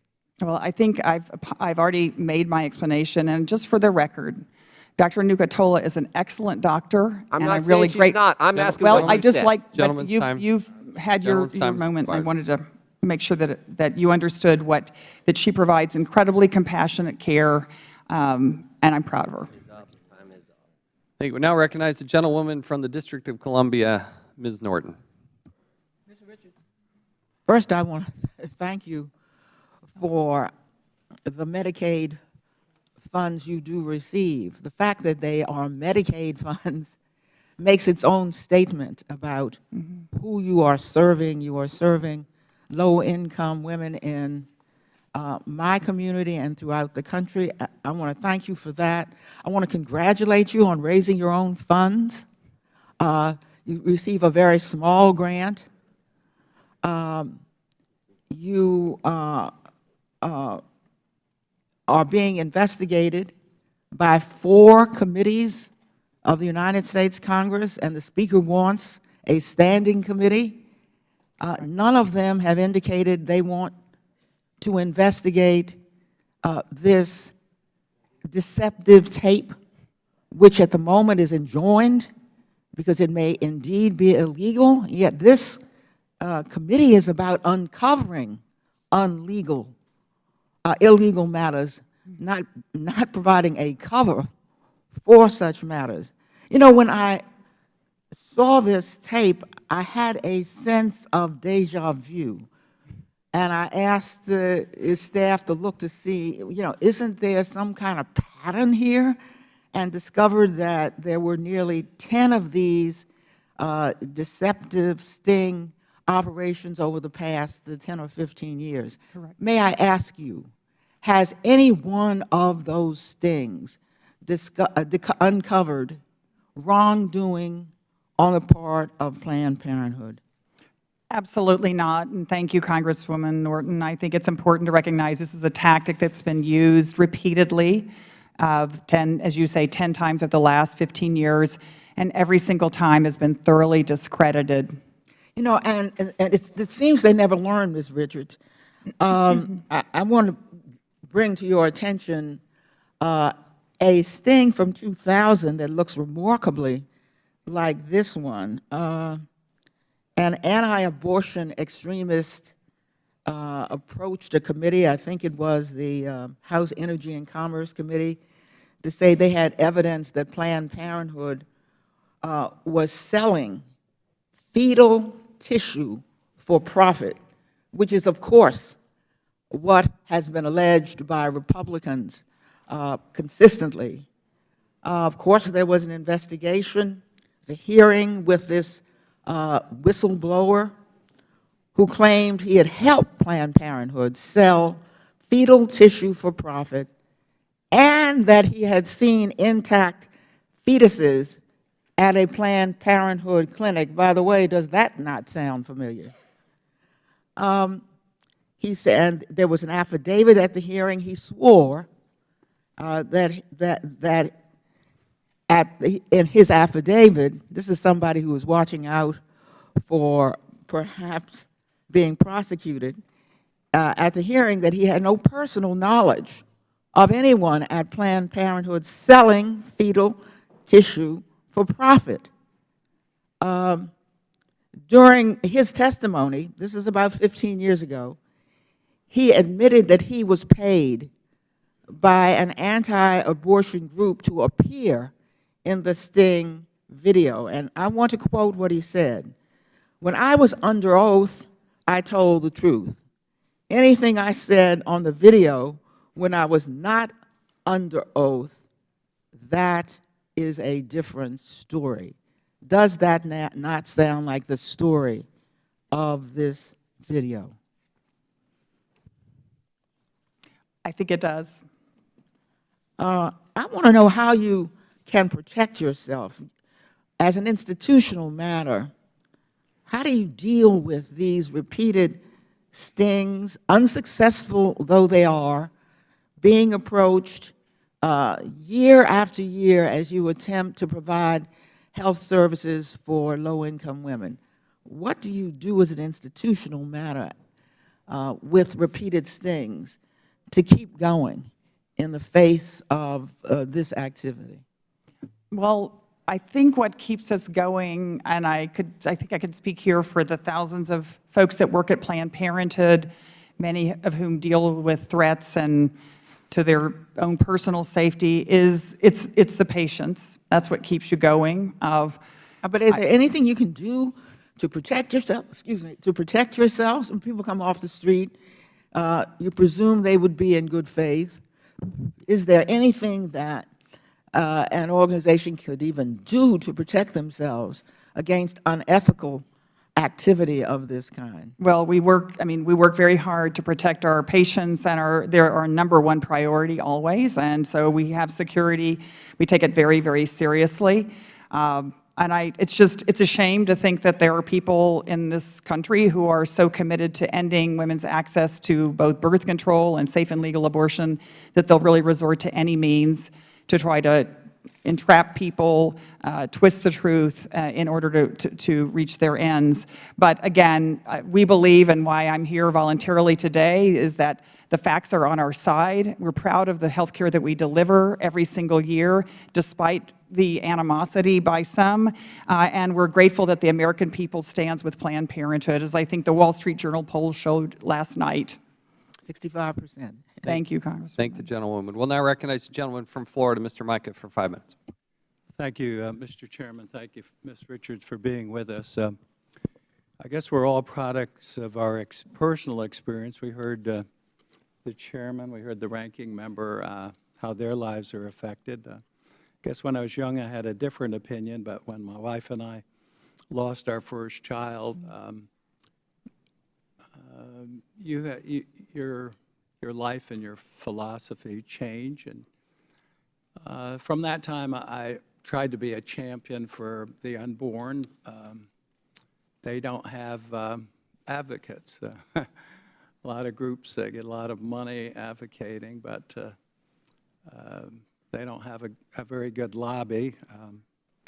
You are an advocate for abortion, and your organization provides a significant number of abortions. I think the staff told me there are about 300,000 abortions last year in the United States. Is that approximate? About 300,000 at Planned Parenthood. At Planned Parenthood? That's correct, sir. What's the total in the United I States? think it's about 1 million. I actually, don't hold me to that, though. I don't have the numbers in front of me. So basically, you provide about a third of the abortion. So you're the leader. You would probably have to be the leading provider of abortion in the country, your organization. I don't know if that's exactly true. I just can only know what we do. And, you know, I've had a belief of some exceptions, but there are many people that I represent myself who object to any public money going into abortions. I think the majority of Americans would oppose public federal dollars going into abortion. Would you agree with that? I don't think the polling reflects that, but I guess, and it depends. I'm not familiar with your But again, district. I think you ask people, I think they would, and that's part of it. Now, your most recent controversy raised questions about public money in your organization. I looked at it. I was kind of stunned. It's about 41% of your total money is federal money. That's not just a small amount, because if you add your the money you get from different programs, grants, et cetera, it's 41%, and I've had that figure confirmed. That's a significant amount of money. Well, Nobody, I don't think most people have any problem with you spending the money on women's health care. I'm a strong advocate for that. You have 650 clinics. roughly, there are new ones opening all the You told time. Ms. Loomis that you don't have one mammogram machine in one? Mammograms have never. So in you don't do that, but you. We do you breast would exams. You do. Just like my own doctor does for. But Right. your breast exams actually are down significantly. And I've got the numbers from your reports from 830,312 exams in 2009 to 487,29 in 2013. And those are your statistics. So you're getting more money. You're not spending it there. Now, do all 650 of the clinics perform abortions? Or No, sir. how many? Roughly half provide abortion services. So half of the clinics. Again, this is where, when 41% of the money is coming out of the public treasury, people become concerned. And there are people who, their religion, their principles, they feel very strongly, as do I, that no public money should go into this. Mr. Cummings said we should do everything we should to put money into research. You're not putting money into research. You know, you were criticized for your salary, which is, you know, it's a big organization. But then you look at where's the money going? In Minnesota, North Dakota, South Dakota, one employee got $459,000. In southern New England, one employee got nearly $400,000, $398,000. Another one in Monte, $387,000. Another one, $377,000. Another one, $250,000. There are dozens of employees with over a quarter of a million, in the $250,000 range. People want the money to go for research. People want the money to go for helping women with their health care, identifying the problem, or putting the money where it can do the most good. And again, we have at least the perception of it not being the case, and the chairman outlined travel, lavish parties and expenses. And maybe you separate that money out, but I'm telling you, it does not look good. I yield back. Thank the I would love that gentleman. chance to respond, but I guess that wasn't really. It was or more wasn't- of a comment than a question. We need to keep the pace here. Okay. We'll now recognize the gentleman from Virginia, Mr. Conley, for 5 minutes. I thank the chair. Welcome, Ms. Richards. Thank you, Congressman. Wish your mom were here today. She'd be handing out Texas boots to a lot of my colleagues. She's here in spirit. Yep. Thank God. You know, I hope every American woman is watching today's hearing, because just the visuals, as well as the audios, tell you a lot. My colleagues like to say, there's no war on women. Look at how you've been treated as a witness. intimidation, talking over, interrupting, cutting off sentences, criticizing you because of your salary. How dare you? Who do you think you are? Making a professional salary as the head of a premier national organization and daring to actually make decisions as the head of that organization. Lord Almighty, what's America coming to? The disrespect, the misogyny, rampant here today, tells us what is really going on here. This isn't about some bogus video, the author of whom does not have the courage to appear here, nor would the majority call him, because they know he'll make a bad witness under oath. This is about a conservative philosophy that says we are constitutionalists. They hold it up. We believe in rugged individualism and personal liberty, with one big carve-out, though. There's an asterisk in that assertion, and that is, except when it comes to women controlling their own bodies and making their own health decisions. You would never know that the Constitution, according to the Supreme Court, guarantees a right of choice. Hopefully, apparently, we're going to erode that choice and that right by using insinuation and slander and half-truths to besmirch a premier organization whose primary mission is to provide health services both to men and women, but primarily women. You know, this notion, one of my colleagues said, well, getting rid of Planned Parenthood, we'll just hand over these functions to community health clinics and other nonprofits that can take up the slack. Now, if you were really committed to that principle, surely you would agree to the expansion of Medicaid as provided under the Affordable Care Act to, in my home state of Virginia, 400,000 people who aren't currently covered. That's correct. Make your job a lot easier, wouldn't it? A lot of women, a lot of families in this country need access to health care that aren't Right. getting it. So if we really mean it, that's what we do. But of course, the very same people who are saying that vehemently oppose the expansion of Medicaid, which would be funded in the first 3 years by 100% of federal dollars and thereafter 90%, a good deal for any state, which might be why the governor of Ohio, the Republican governor of Ohio, actually agreed with that and expanded it. That's right.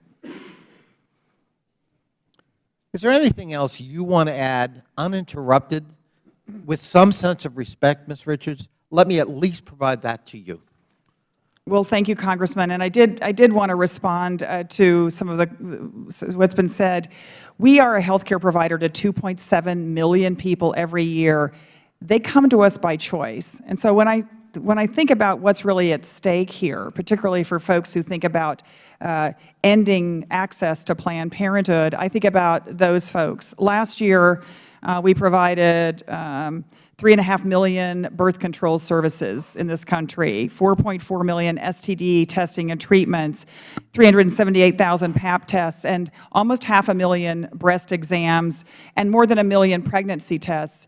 I think it's interesting, one of the things we do at Planned Parenthood is we work to the highest level, most current level of health care for women. And so it's interesting, we're being criticized for the decline in Pap smears, but in fact, that's because we actually have adopted the recent, the best medicine, which is that not every woman needs a Pap smear every year. To me, that's what we're about, is making sure that every woman in this country, regardless of where she lives, regardless of her income, her immigration status, whether she's insured, can get access to health care. That's what we do at Planned Parenthood, and we're proud to do it. And there's one other thing, Thank the gentleman. and that's called respect. Thank you, Ms. Richards, for being here. Thank you. Thank the gentleman. Now I recognize the gentleman from Tennessee, Mr. Duncan, for 5 minutes. Ms. Richards, this is my 27th year in Congress. I can assure you I've seen many male witnesses treated much tougher than you've been treated here today. And also, surely you don't expect us, I can assure you I'm not going to be tough on you, but surely you don't expect us to be easier on you because you're a woman. Absolutely not. That's not how my mama raised me. Right. All right, let me ask you this. You say in your testimony that a lot of women wouldn't have access to certain types of health care were it not for Planned Parenthood. Do you know that the Department of Health and Human Services says there are 9,727 health care service delivery sites. There are 4,082 rural health clinics, 1,200 federally funded qualified health centers that also operate 9,000 other sites, over 9,000. You know about that? And you also know that there are over 2,000 pregnancy health centers, over 80% of which receive no federal funds at all. And that doesn't even count many hundreds of thousands of private doctors, nurses, and health care delivery services, walk-in clinics, and so forth. Have you taken all that into consideration? What I certainly, and I mean, what I can speak to is what I know about is the patients that choose, again, voluntarily to come to us. I think one of the interesting things is that for nationally, a third of the women who access family planning services through a safety net provider, a third of the women get that from Planned Parenthood, even though. But my point is there are many many thousands of other alternative health care providers. Let me ask you this. According to our reports, there are 2.3 million private charitable organizations, almost all of whom receive no federal funds. But do you know how many receive 41% of their funding from the taxpayers? I don't know how many see as many patients as we do. We see 2.7 million patients a year. Do you know of any other private charitable organizations that are receiving 41% from the government or $528 million from the taxpayers? Well, again, I think the fair comparison would be who's seeing 2.7 million patients, because as I said earlier, we don't get a big check from the federal government. We actually are reimbursed for services delivered, for birth control, for STD testing and treatment, for well woman visits. Well, I can tell you that almost every one of those 2.3 million charitable organizations would, I'm sure, if given the opportunity, would tell us that the government or taxpayers benefit from what they're doing also. And just to give you an example, the National Boys and Girls Club in their last annual report said they received $26 million from the federal government compared to your $528 million. It seems a little bit lopsided to me. The cost of providing health care to 2.7 million people, and I very much respect the Boys and Girls Club, but we are actually we work like hospitals and other health care providers and being reimbursed directly for services that we provide. Again, I think the comparison is a little apples and oranges. Let me ask you this. Do you think it's right in a free country to force people to contribute to your organization? Because that's what you're doing, taking taxpayer money from people that are totally opposed to what you're doing. We provide health care under the Medicaid program, just like every other hospital and health care provider that sees Medicaid patients. And I think one of the things that's important to understand is, in many areas, there aren't new doctors or health care providers that will see Medicaid patients. And particularly when you're talking about OB/GYN services, it's not always easy for women, and particularly in the southern United States, to find someone who will actually provide them a well woman visit, birth control services. Let me ask you this, because my time's running out, but I know you apologize for the discussion and the tone and maybe the laughter. I don't know whether you apologize for the laughter or not on the videos, but I'm not clear on this. Do you defend the sale of baby body parts? No. And I think that is really a total mischaracterization. Fetal tissue research, which, as I mentioned, was started, the whole commission that legalized and created the structure under fetal tissue research was started under the Reagan administration. And it is actually, what it does is facilitates fetal tissue donation. And that is actually, and as I said, fewer than 1% of our health centers do facilitate fetal tissue donation for the patient. But fetal tissue research has... My time has run out. I just want to say this. It seems to me that the apology you offered was like what some criminals do. They're not really sorry for what they've done. They're sorry they got caught. And it seems to me that your apology is more because you got caught on these videos. Thank you, Well, Mr. Chairman. I respectfully disagree. I thank the gentleman. The gentlelady from Illinois, Ms. Duckworth, is recognized. Thank you, Mr. Chairman. Ms. Richards, thank you for being here and testifying today. I'm troubled by the ongoing attacks to defund Planned Parenthood, an organization that provides such extensive preventative health care services to millions of women. And in fact, I ask unanimous consent to submit for the record a letter from 92 organizations that work closely with Planned Parenthood, talking about all of the great high-quality health care Planned Parenthood provides to women and men across the country. Without objection, so ordered. Thank you. I myself have received services from Planned Parenthood. In fact, I, like many young men and women in this country, when I was in my early 20s and first in college, I came from a very poor family.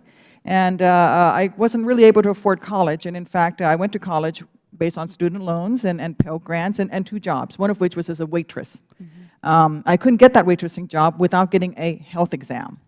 And I couldn't afford to go to a doctor, and the job was there. You can start Friday if you come in, and if you come in with a valid health exam, go to your local Planned Parenthood. They'll do it for you today, and you can start work in 2 days. It was a lifesaver. And so I remember what it was like to be a young person needing the health care and being able to trust that I could go to my local Planned Parenthood to get all the care that I needed. So thank you to the organization for providing those services for me when I was in need. I want to talk a little bit about what you do across the country and focus a little bit, as an example, on my home state of Illinois. I think it's a critical point that 96% of the services at Planned Parenthood, according to your most recent annual report, are for preventative and screening services. In fact, in Illinois for 2015, and I think, tell me if these numbers sound accurate to you, nearly 60,000 patients were served over the course of approximately 110,000 visits in Illinois. Nearly 50,000 visits were for contraceptive services, and over 34,000 visits were for STDs testing and treatment.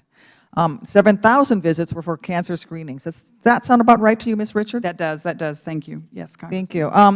I would like to address an issue that started very early on in this hearing, which was this implication that by allowing Medicare and Medicaid to reimburse Planned Parenthood, we are shifting money away that could be better used for military defense and for our servicemen and women. And as a military woman who just retired after 23 years of service, I'd like to ask you to talk a little bit about the services that Planned Parenthood has provided to military men and women and their families for the past several decades, and also include the women of the Peace Corps. I think that it is especially important to note that the very women who are willing to lay down their lives to defend the Constitution of this great nation were denied services under the Hyde Amendment for abortion services, especially as a result of rape or incest, and especially, this is tragic in light of the many tens of thousands of women who are victims of military sexual trauma every single year. So could you go over what you have done for military men and women and Peace Corps volunteers for the past many decades? Well, thank you, and I'm glad we were able to provide you health care when you needed it. I know for many young women, I too, my first real doctor visit was at a Planned Parenthood when I'd gone away from Texas. So I'm grateful as well to the organization. We do serve everyone, and that is really our mantra is care no matter what. We believe it's so important that no matter what walk of life someone comes from, whether they're insured, whether they're in the military, that they get services. In fact, I remember the last time that this House of Representatives went through a similar exercise. I remember hearing from a woman in North Carolina who said, she wrote in, she said, I don't know if they know that us military wives go to Planned Parenthood when the doctor on base can't see us. And so I do know that we serve military families all over this country, and we're proud to do so. Can you talk a little bit about Senator Murray's bipartisan legislation to allow Women, Veterans, and Families Health Services Act, which would allow us access to IVF treatment, many of us for infertility issues caused by a military service, being withdrawn as a result of the attacks on Planned Parenthood? Well, I'm not familiar with all the details of her bill, but I know Senator Murray has been a strong advocate for ensuring that women in the military get the same types of services that women do here in the States. And I think we are highly supportive of that. It's incredibly important to me that we equalize women's access to health care, both globally and in the U.S. Thank you very much, Ms. Richards. I yield back, Mr. Chairman. Thank the gentlewoman. We'll now recognize the gentleman from Michigan, Mr. Wahlberg, for 5 minutes. I thank the chairman, and I thank the witness for being here, and I want you to note I'm wearing a pink tie in solidarity with women's health issues today. My wife, my daughter-in-law, my daughter, my 2 granddaughters are Congratulations. extremely important to me. Just to go back to some of the statements on the video, I think videos, and I'm not going to spend time there, but Planned Parenthood commissioned a report by Fusion GPS examining the authenticity of the videos. The conclusion of that report says the analysis did not reveal widespread evidence of, quote, substantive video manipulation, and it, quote, shows no evidence of audio manipulation. Full versions of the videos are available on the Center for Medical Progress website and the CMP YouTube channel, showing that the only parts that have been edited are 1, bathroom breaks, and 2, breaks where no conversations took place. I just want that stated for the record, Mr. Chairman, as we have a lot of controversy about the videos, and yet the eyes show, but the ears even more so hear what was said. Let me go Could I address very that? quickly, Yes, because I want to go on I to understand more it. crucial issues. Well, I do think it's important that we at Planned Parenthood asked, I think even perhaps prior to this committee, that all the original source footage be released. And that has still not happened because, again, we want to know, we want all of it out there. Well, we want to know too, and I Yeah. think that So I will think be an we can agree- opportunity. we can agree on that. What we've seen so far, the ears have heard what were said. Also, I would address the unnecessary attacks coming from some of the other side, especially on men taking an interest in the lives of people most important in our lives. If men in this society aren't allowed to stand to defend the women and children we love, what does our country fall into? It's a shame we're even having this type of hearing today when we've been brought into a frenzy and a concern about what happens to our babies, our most defenseless. I just held in my arms my brand new granddaughter 3 weeks ago in an African country where she was born. I thank God for that life, that unique, special life. And I told my son-in-law on the way home, I said, it's amazing, Prince, that as we drive home here today, having never met this little girl before, I would give my life for her. I love her. She's unique and special. That's why we have this hearing today. We want to get to the truth. We want to make sure women's health care issues are dealt with and dealt with appropriately. In that same country, meeting with the president of the country next day and the Speaker of Parliament, who's a female, they pleaded with me as a member of Congress to stop hurting their women and families and children trying to change their culture with organizations like our State Department, USAID, and Planned Parenthood. Let me ask some questions here. And I take this information from Planned Parenthood Federation of America, your website, and I take it from Medicare Benefit Policy Manual. It says that both federally qualified health care centers, 13,000 of them in this listing, and Planned Parenthood centers provide pelvic exams, Pap HPV testing, STD testing, manual breast exams, birth control. Both entities provide that. Is that correct? I don't know the entirety of what all FQHCs provide, but I know that we provide all of those. But you provide all that I just mentioned. Yes. But emergency first responder care, mammograms, immunizations, diabetes and glaucoma screenings, cholesterol screenings, pediatric eye, ear, dental screenings, well child services, radiological services, cardiovascular blood tests, bone mass measurement, nurse on staff, all of those, according to your website, you don't provide. We provide in some places, but it's not a core service, so it depends on the It's state. not a promised service. It depends on the state. According to the Medicare Benefit Policy Manual, the federally qualified health care centers provide those services. Now, if we're talking about care for women, I would suggest that the care is there in 13,000 without the controversy of the abortions, the fetal manipulation, and potential use of body parts in the wrong way. And I think for the record, if we're talking about women's health care, the issue of where we find it is found in 13,000 plus centers available to women, and Medicaid isn't dealing with it. And, oh, by the way, your opening statement indicated great problems with Medicaid, and Obamacare is supposed to take care of that. I hear my time has ended, and thank you, Mr. Chairman. I'd be happy to. Gentleman yields back. Now recognize the gentlewoman from Michigan, Ms. Lawrence, for 5 minutes. Thank you. There's a couple of things. It's very troubling to sit here as a woman and to hear some questions that obviously are insensitive.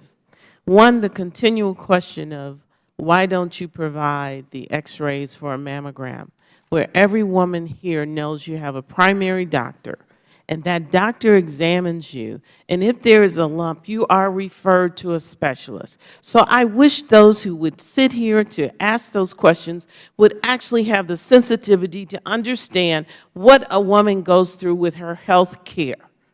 That would allow us to ask more pertinent questions. Secondly, it is exhausting to keep hearing about federal dollars being spent on abortion when repeatedly the facts state, and it's not a controversy, read the facts, do your research before you ask these exhausting, sometimes I feel insulting questions. We cannot use federal dollars for abortion. This is not a lump sum budget item that we give to Planned Parenthood. It is reimbursement. How many times does that have to be repeated for this to become an embraced fact?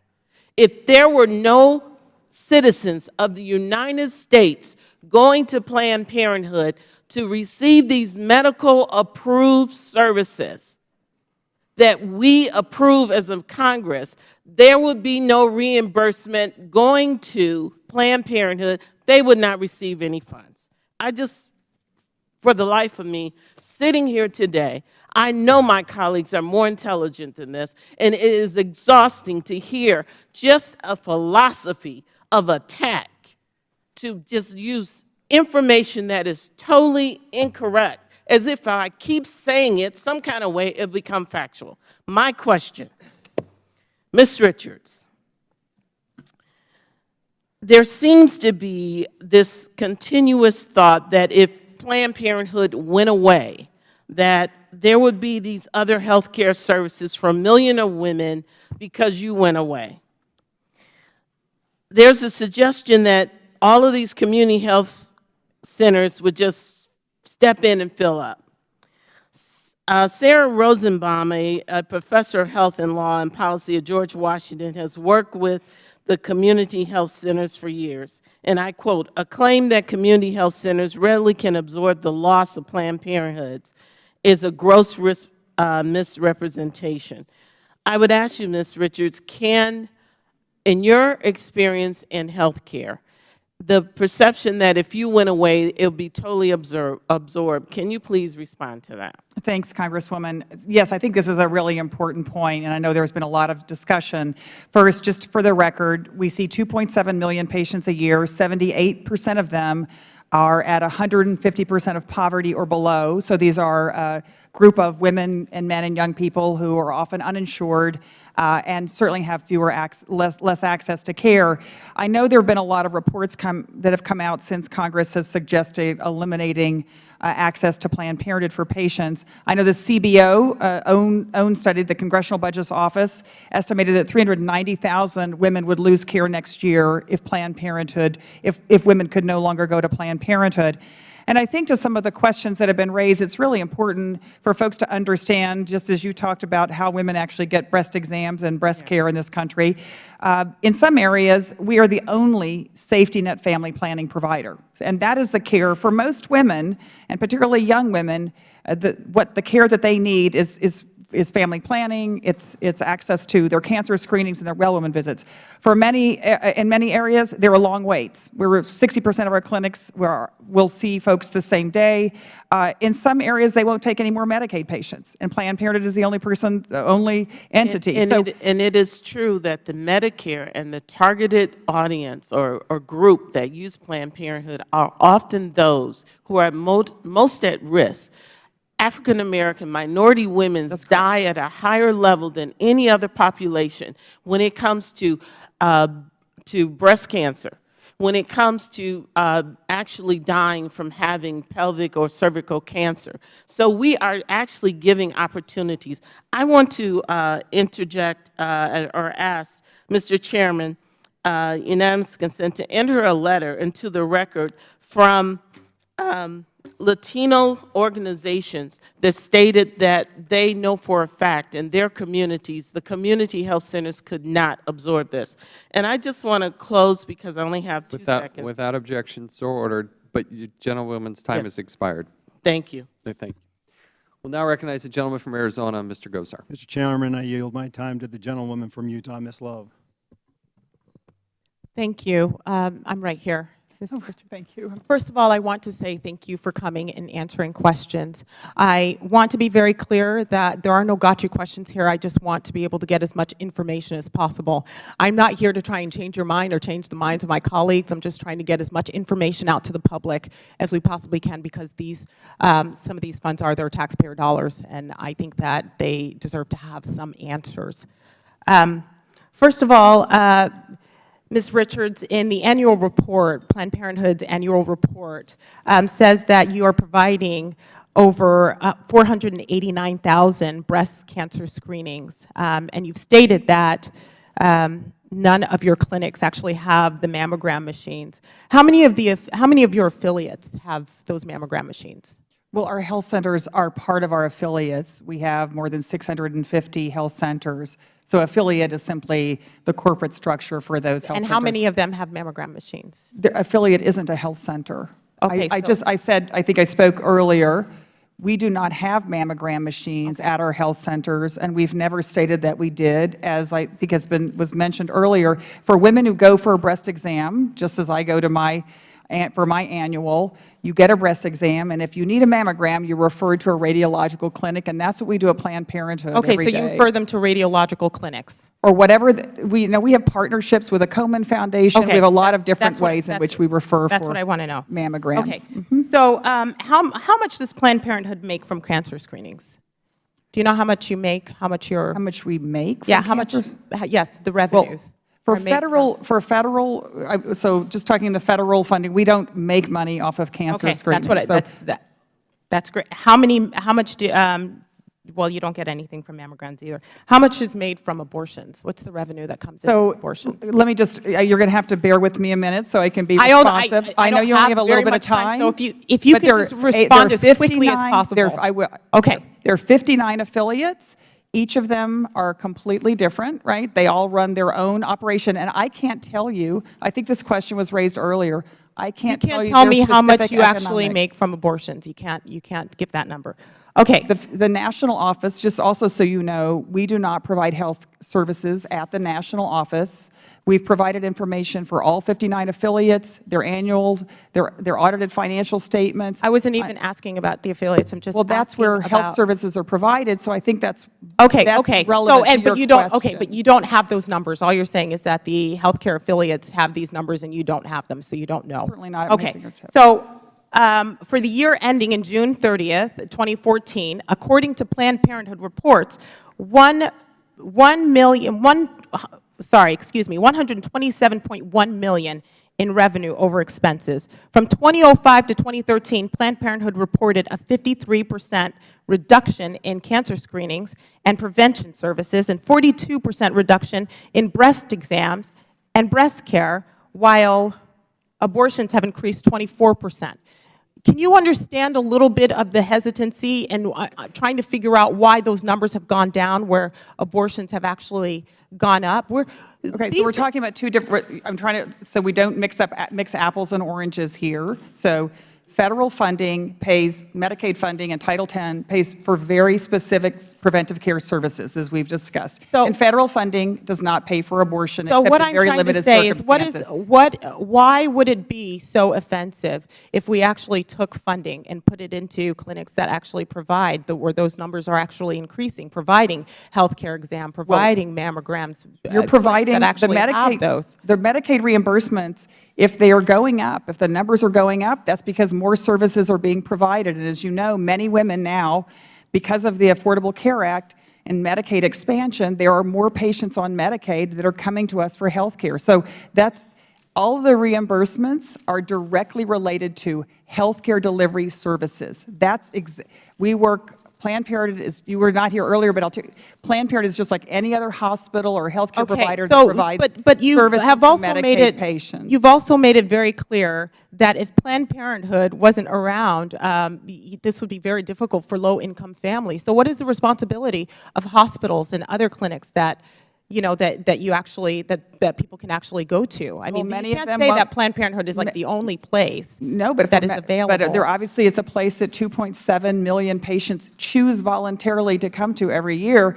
And I think what's important is that in a lot of areas of the country, they won't take more Medicaid to go, but patients. what is our job here? Is to provide as many options as possible. So all I'm saying is that I would agree. There's no reason why we can't provide those options elsewhere, where people can have their choice as to where they go. Exactly, Congresswoman. I think actually this may be an area where you and I agree. My time is up, but Mr. Chairman, I'd like the chance to answer the question. If you could, you did actually. You answered my questions. Mr. Chairman, if you could help in getting some of the information about how much the numbers that I've asked for, that would be really helpful. I appreciate it. And the gentleman from Arizona who yielded to you, his time has expired. I would ask unanimous consent to take, there are 4 pages from the annual reports where we have the documentation on the reduction in the breast exams and breast care. And so without objection, I'd like to enter that into the record. No objections, so ordered. We now recognize the gentleman from California, Mr. Liu, for 5 minutes. Thank you, Mr. Chair. Thank you, Ms. Richards, for your testimony and the gracefulness in which you've answered the questions today. I want to also thank you for running an organization that has helped millions of women and men across America. And on behalf of the majority of women and men in this great nation, I want to say thank you. And having sat here for the last hour and a half, I feel like I'm in some sort of bizarre alternate universe. I think it's crazy we're having this hearing based on heavily edited videos and misleading videos that actually show the exact opposite of what was happening. And what was happening was that Planned Parenthood was following the law. I think it's also crazy that we're here when we have fetal tissue research that is not only entirely legal, but has bipartisan support. And I think it's insane that in my district now, because of these misleading videos, women have, in some cases, had to go through 2 sets of bomb-proof doors just to access health care. And I thank you for your courage, and I note the cowardliness of the maker of these videos who is too scared to come before us to testify. So let's just come back to reality for a few minutes. Abortion is legal in the United States of America. Isn't that correct, Ms. Richards? It is correct. And we don't live in a theocracy. The law of the land is not the Old Testament or the New Testament or the Quran or the Torah. The law of the land is the Constitution of the United States. Isn't that correct, Ms. Richards? That's correct. And abortion is a constitutional right. Isn't that correct? Correct. And Planned Parenthood allows women to access that constitutional right. Isn't that correct? Yes, we do. And none of that gets any federal funding. Isn't that correct? That's correct, except in the very limited circumstances allowed by federal law. Thank you. Now, there are multiple medical clinics across America that also provide abortion services, correct? I'm sorry, could you repeat? There are multiple medical clinics and hospitals hospitals across America that provide abortion services, correct? Correct. And they also provide services that have Medicaid reimbursement. Isn't that correct? I believe that's correct, yes. And no one is saying, let's shut down medical clinics and hospitals because they also happen to provide abortion services. Isn't that correct? I don't think that's been Right. proposed. In fact, they're going right after Planned Parenthood, even though you do the same thing as many of these medical clinics, because you actually, like any organization, have separate line items. That's not a new or novel concept, correct? Correct. Okay. So let's talk about fetal tissue research.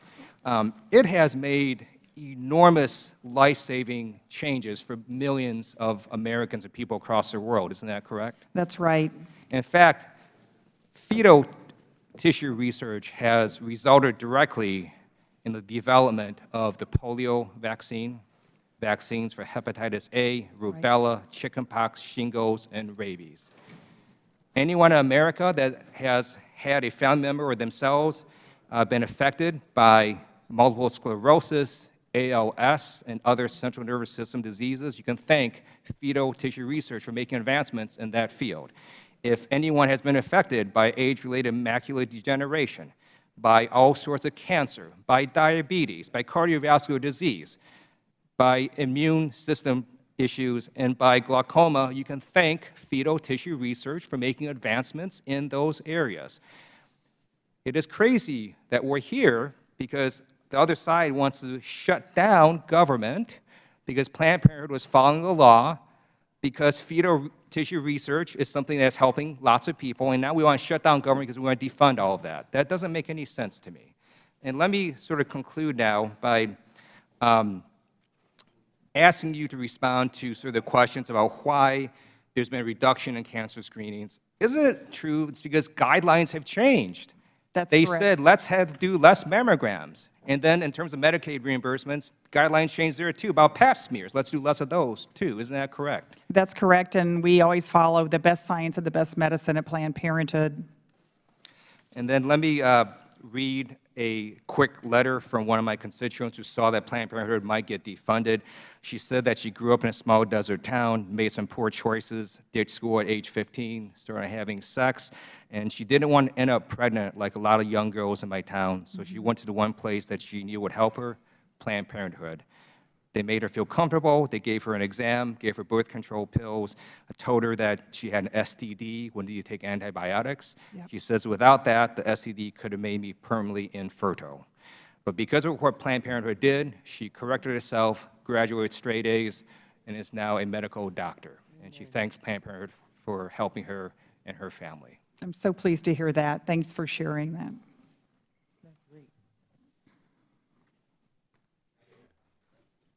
Thank the gentleman, but I would also admonish all members on both sides, the prescription of motivation is not something we generally allow members to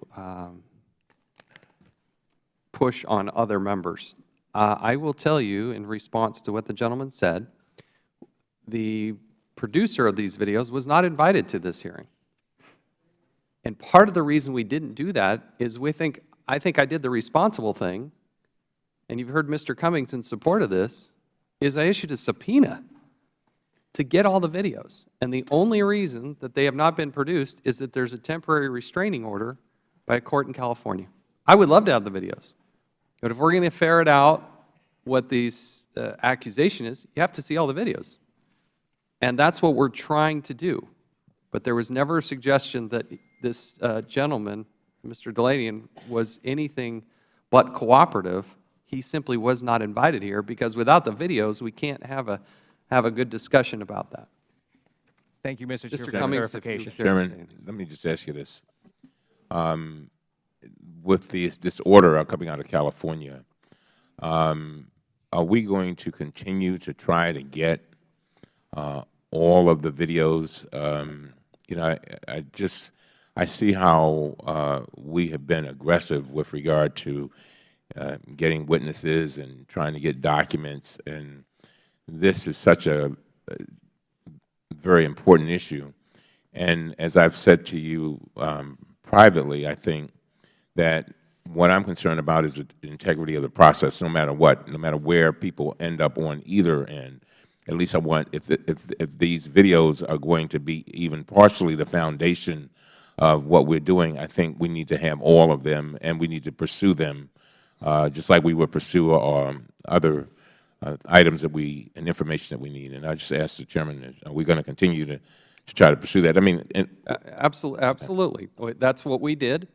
Without the continue to support, we will continue to do it. That's what we did without the support of the minority in this case. We will continue to do that.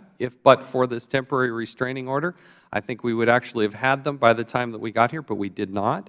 We will continue to pursue them. We're working closely with House Legal Counsel, who is now representing us, to try to make that case to that court and to that client where there is a legitimate conflict. Gentlemen, you'll just for 30 seconds. Sure. Let me make it very, very clear that you now said it 2 or 3 times, and I want to make it clear. We will join you in a subpoena to get every single tape, period.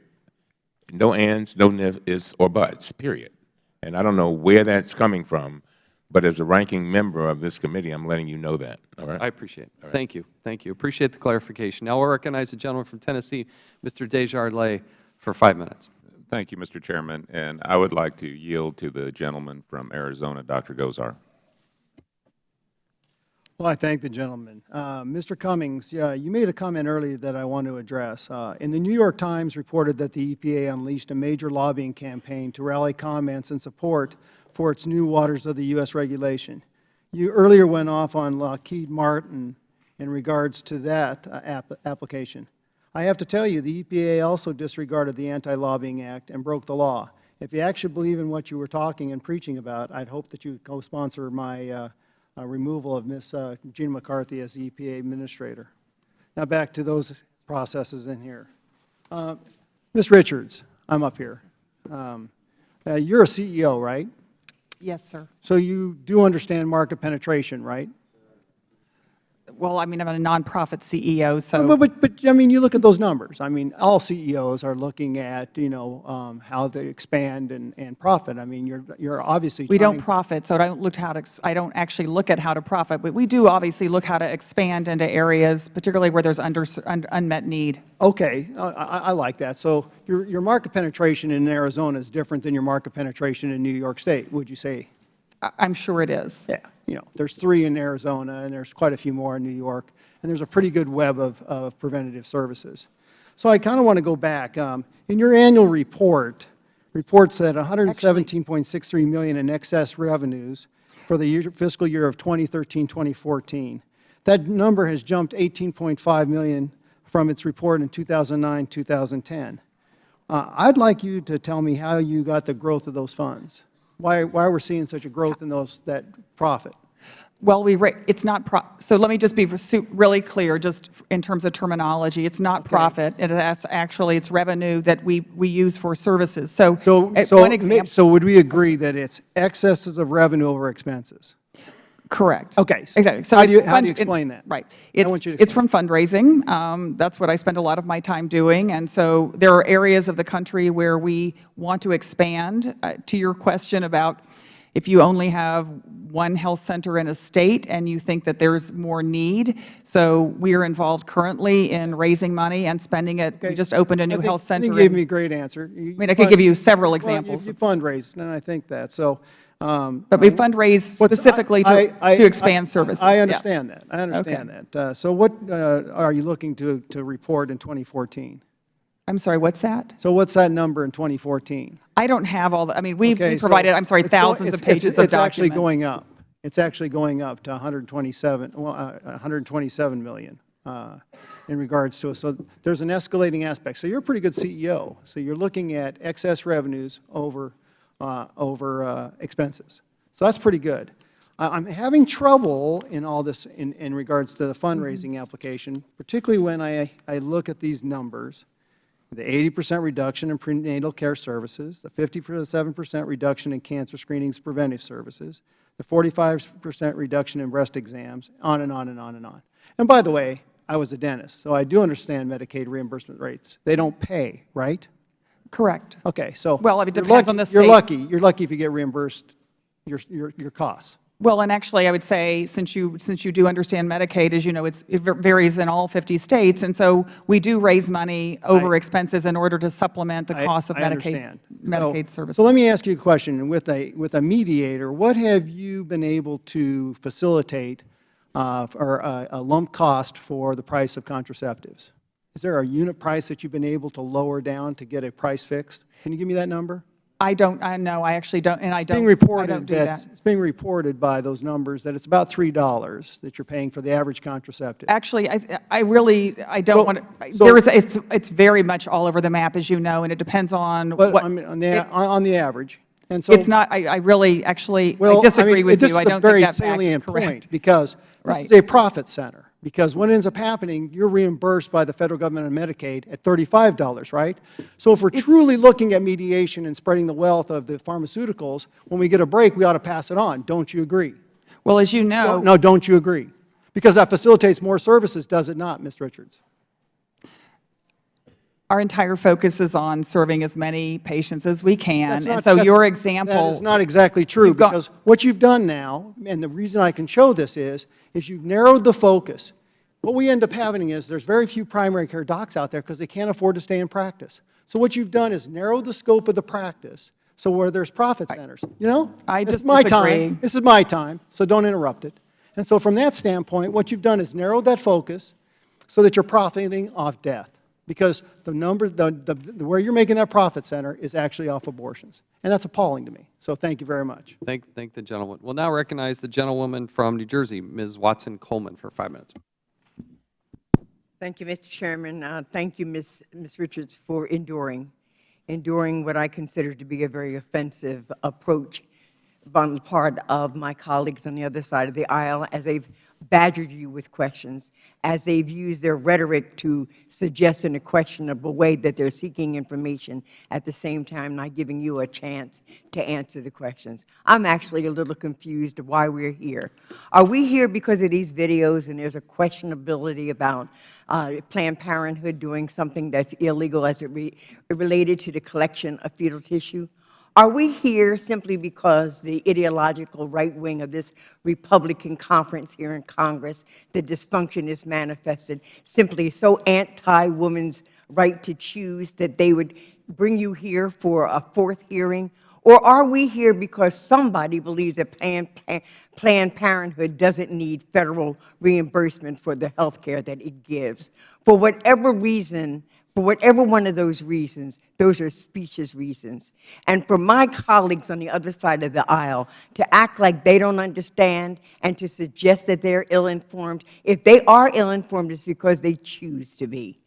I couldn't hardly get into this room today with all of the people on the outside in the hallways that were trying to get in here to be supportive of Planned Parenthood, because we know and recognize the impact that Planned Parenthood has had on healthy lives, not just women's lives, but including men's lives. We know in New Jersey, in my state, where this governor, Chris Christie, spent so much of his leverage defunding Planned Parenthood and then suggesting that the federally qualified health care centers would be able to pick up the slack, they came in and testified that they couldn't possibly accommodate all of the deficiencies that would occur without Planned Parenthood. We know that the work that you do. So I just want to do a couple of things, and I want to do them quickly. I want to acknowledge all the young women and men in the overflow room. I want to talk to you a little about Mr. Deleidens or Delighten or whatever his name is, but the mystery man who spent so much of his life trying to discredit Planned Parenthood. You all had a forensic report done. Correct. On those videos. Correct. And that forensic report revealed that there were so many discrepancies, that there were so many inaccuracies, and that it would be impossible to characterize the extent to which CMP's undisclosed edits and cuts distort the meaning of the encounters of videos purport to document. However, the manipulation of the videos does not mean they have no evidentiary value in legal context and cannot be relied upon. I want to put that report into the record, and I am asking unanimous consent to accept this forensic report, because somewhere along the line we ought to be getting part of the other story. Mr. Chairman? Before I rule on that, I'll place a temporary objection in place. Let me look at the report prior to entering it into the record. Well, then I guess I should also register my temporary objection to the fact that we have one witness here, and we haven't even tried to get Mr. Delighten here or anyone else who who we would be able to question as with regard to the accuracy of all the allegations that we are moving on right now. And I also want to say, before I give you an opportunity to answer any question that was left out there in the universe hovering over us, so that you can put things that you think that are on the record, that this is another very poor illustration of our deflecting our attention away from the work that the people have elected us to do. We need to have an export-import bank that creates jobs. We need to have an infrastructure program that creates jobs. We need to be reauthorizing the appropriate aspects of the Voting Rights Act. We've got so much good work to do, but instead, what do? We harp on a woman's right to make the choices that are hers to make.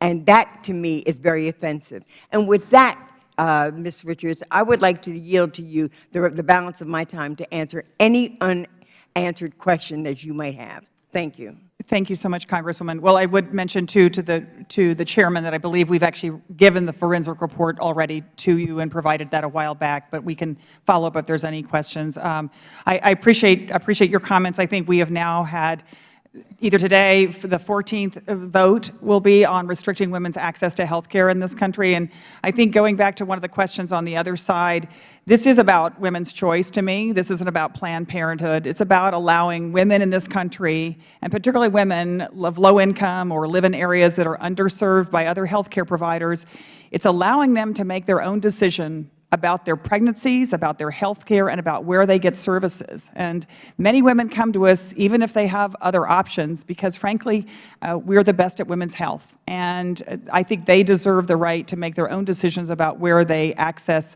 the doctor and clinicians of their choice. Reclaiming the last 25 seconds of my time, it seems to me to be... Gentlewoman's time is more than expired. Oh, I'm so sorry. Would you indulge me for 10 seconds? If I do that, I've got to do it both. I've got to keep going. With all due respect, Mr. Chairman, you have 10 seconds. done it. It just seems to me that this is not the appropriate time to be making decisions about defunding Planned Parenthood when we don't even know why we want to do it. Thank you. So, the gentlewoman had asked unanimous consent to enter into the record this GPS fusion analysis. I'd also like to add on to that, if I could, the digital forensic analysis report delivered to Alliance Defending Freedom prepared by Coal Fire Systems. I'd ask unanimous consent that both of these be entered into the record. Without objection, so ordered. We'll now recognize the gentleman from Texas, Mr. Farenthold, for 5 minutes. Thank you, Mr. Chairman. And I might want to talk a little bit about one of the reasons we need to take a closer look at the funding of Planned Parenthood, not just as a result of these videos, but as a result of some financial issues that are coming up. As president of Planned Parenthood, you're aware, of course, that Planned Parenthood of the Gulf Coast, that's the Houston area, Planned Parenthood last year paid a $4.3 million settlement for false claims made to Medicaid and the Texas Women's Health Care Program. Is that not correct? That's correct. And you're also aware that the Obama administration's Department of Justice contended that Planned Parenthood had submitted false claims against the Women's Health Program. I'm not aware of that. I do know that we've been the target of the same group that has filed many, many, many lawsuits, and that's the one area I know that was settled in order for the well, let me read a little bit bit from the settlement. It's the United States contends that Planned Parenthood of the Gulf Coast submitted false claims and made false statements to the United States in conjunction with claims submitted to the United States. And just, Mr. Chairman, without objection, I would like to have this settlement agreement entered into the record. Without objection, so ordered. All right, so as a consequence, Planned Parenthood paid $4.3 million to settle those claims just 2 years ago. Are you aware that this spring another audit by HHS Office of the Inspector General concluded that Planned Parenthood had overbilled taxpayers another $128,028 under Medicaid and the Texas Women's Health Program? I'm not aware of what you're referring to. I'm happy to look at it. Thank you. And are you aware that the Planned Parenthood affiliate in El Paso just a few years before had failed to reimburse its subcontractors for roughly $500,000 in claims? I'm not aware of that, and that organization doesn't exist and hasn't for years, but I'm happy to look at your And actually, report. that is another issue I would like to bring up. One of the things that we're talking about today is taking some of the money that's going to Planned Parenthood and sending it to community health centers. Do you know how many facilities in Texas you have? I don't, but I can certainly, actually, bear with me 1 minute. I'll just make sure I give you the right number. Now, this may be, I know we just opened one in Plano, so I think we have 38 health 38. centers. And they're Now, maybe 39 now. And so we've got 732 community health centers. Admittedly, some of those focus on pediatrics or men's health care or other specialties. But wouldn't you admit there's substantially more facilities, federally qualified facilities that offer women's health care than there are Planned Parenthood facilities in Texas? Well, actually, I think, Congressman, one of the big problems in Texas is there has actually been a drop in access to women for health care, and particularly after Planned Parenthood was, for political reasons, I believe, taken out of the women's health program. We had a 25% drop in women's access to basic preventive care, and particularly in some areas like the Rio Grande border that are vastly underserved. I think y'all have 3 or 4 facilities down in the Rio Grande Valley, if I'm not mistaken. I also promised to ask you a couple of questions that some constituents and folks on social media asked me to ask, so I'd like to use my last minute and a half to do that. Lauren wanted me to ask you what efforts and what steps does Planned Parenthood take to guarantee their providers follow state laws requiring reporting of child sex abuse? We have very rigorous standards that we apply. The health and well-being of our patients is our #1 concern, and we certainly comply with all state and federal laws, and if there is ever an issue, we take swift action. Okay. And then Peg and Allison both expressed a concern about the same thing the chairman did when he began this questioning, about the activities of the 501c4 organization that Planned Parenthood has helped fund, you've helped manage, and funds have been transferred into for lobbying in almost exclusively Democrat political campaigns. One of my concerns is, with your purported goal of making access to women's health care more available, isn't the money that you are diverting to lobbying effort and politics money that could better be spent actually delivering health care to women?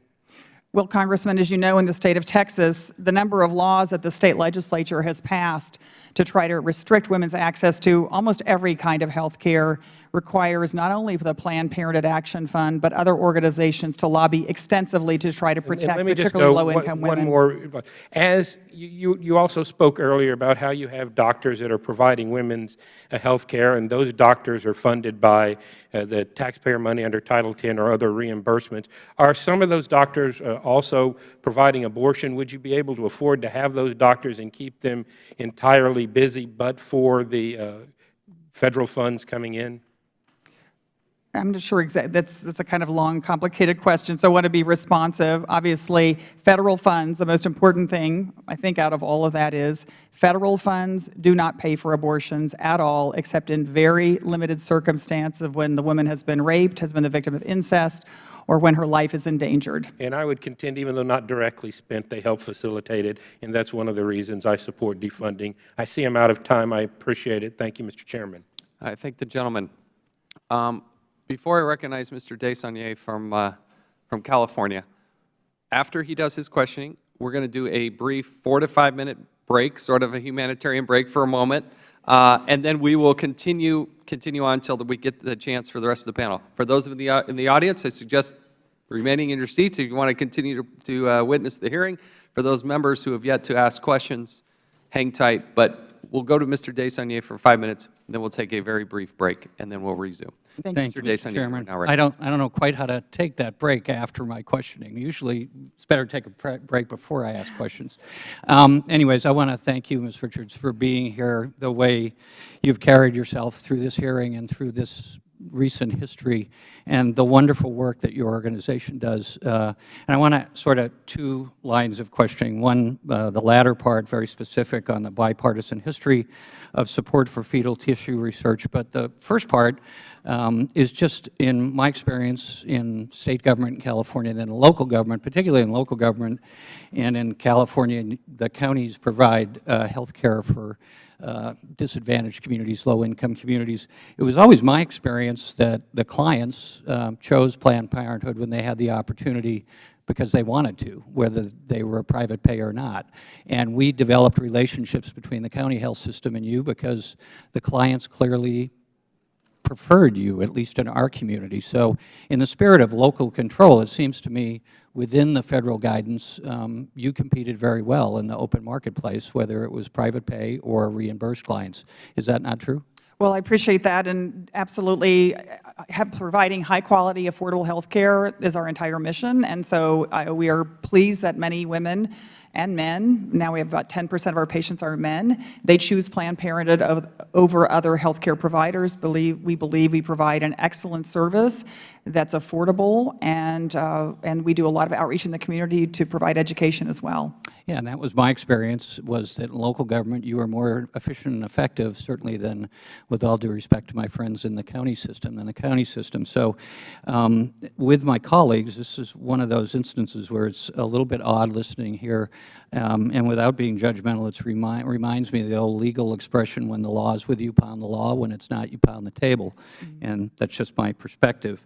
Having said all that, on the specific issue of bipartisan historical support for fetal tissue research, 1988, maybe you could just respond after I go through a series of these observations, if this is correct or not, and if you have any other comments. So in 1988, there was a panel called the Human Fetal Tissue Transplantation Research Panel, and that panel was established under President Reagan. The chairman was a Republican. The panel came together and studied the science behind fetal tissue research, and they issued this conclusion, and I quote, "It was acceptable public policy to support transplant research with fetal tissue." Now, just to be clear, that was a Republican chair of a panel established under President Reagan. Is that accurate? That's correct, and I've now just learned more about the history, but it was a committee that had both supporters of abortion rights, opponents of abortion rights. It was a very bipartisan effort to come to what seems like a very good conclusion that was passed overwhelmingly by the United States Senate. Right, and this panel issued its report. Congress passed after the report, and consulting with the report, passed the NIH Revitalization Act of 1993, and that law set forth the rules of how fetal tissue research is done in this country. That law, again, was passed with Republican and Democratic support. That's correct, isn't it? That's correct. So the bipartisan line is that for decades, fetal tissue research has had significant bipartisan support.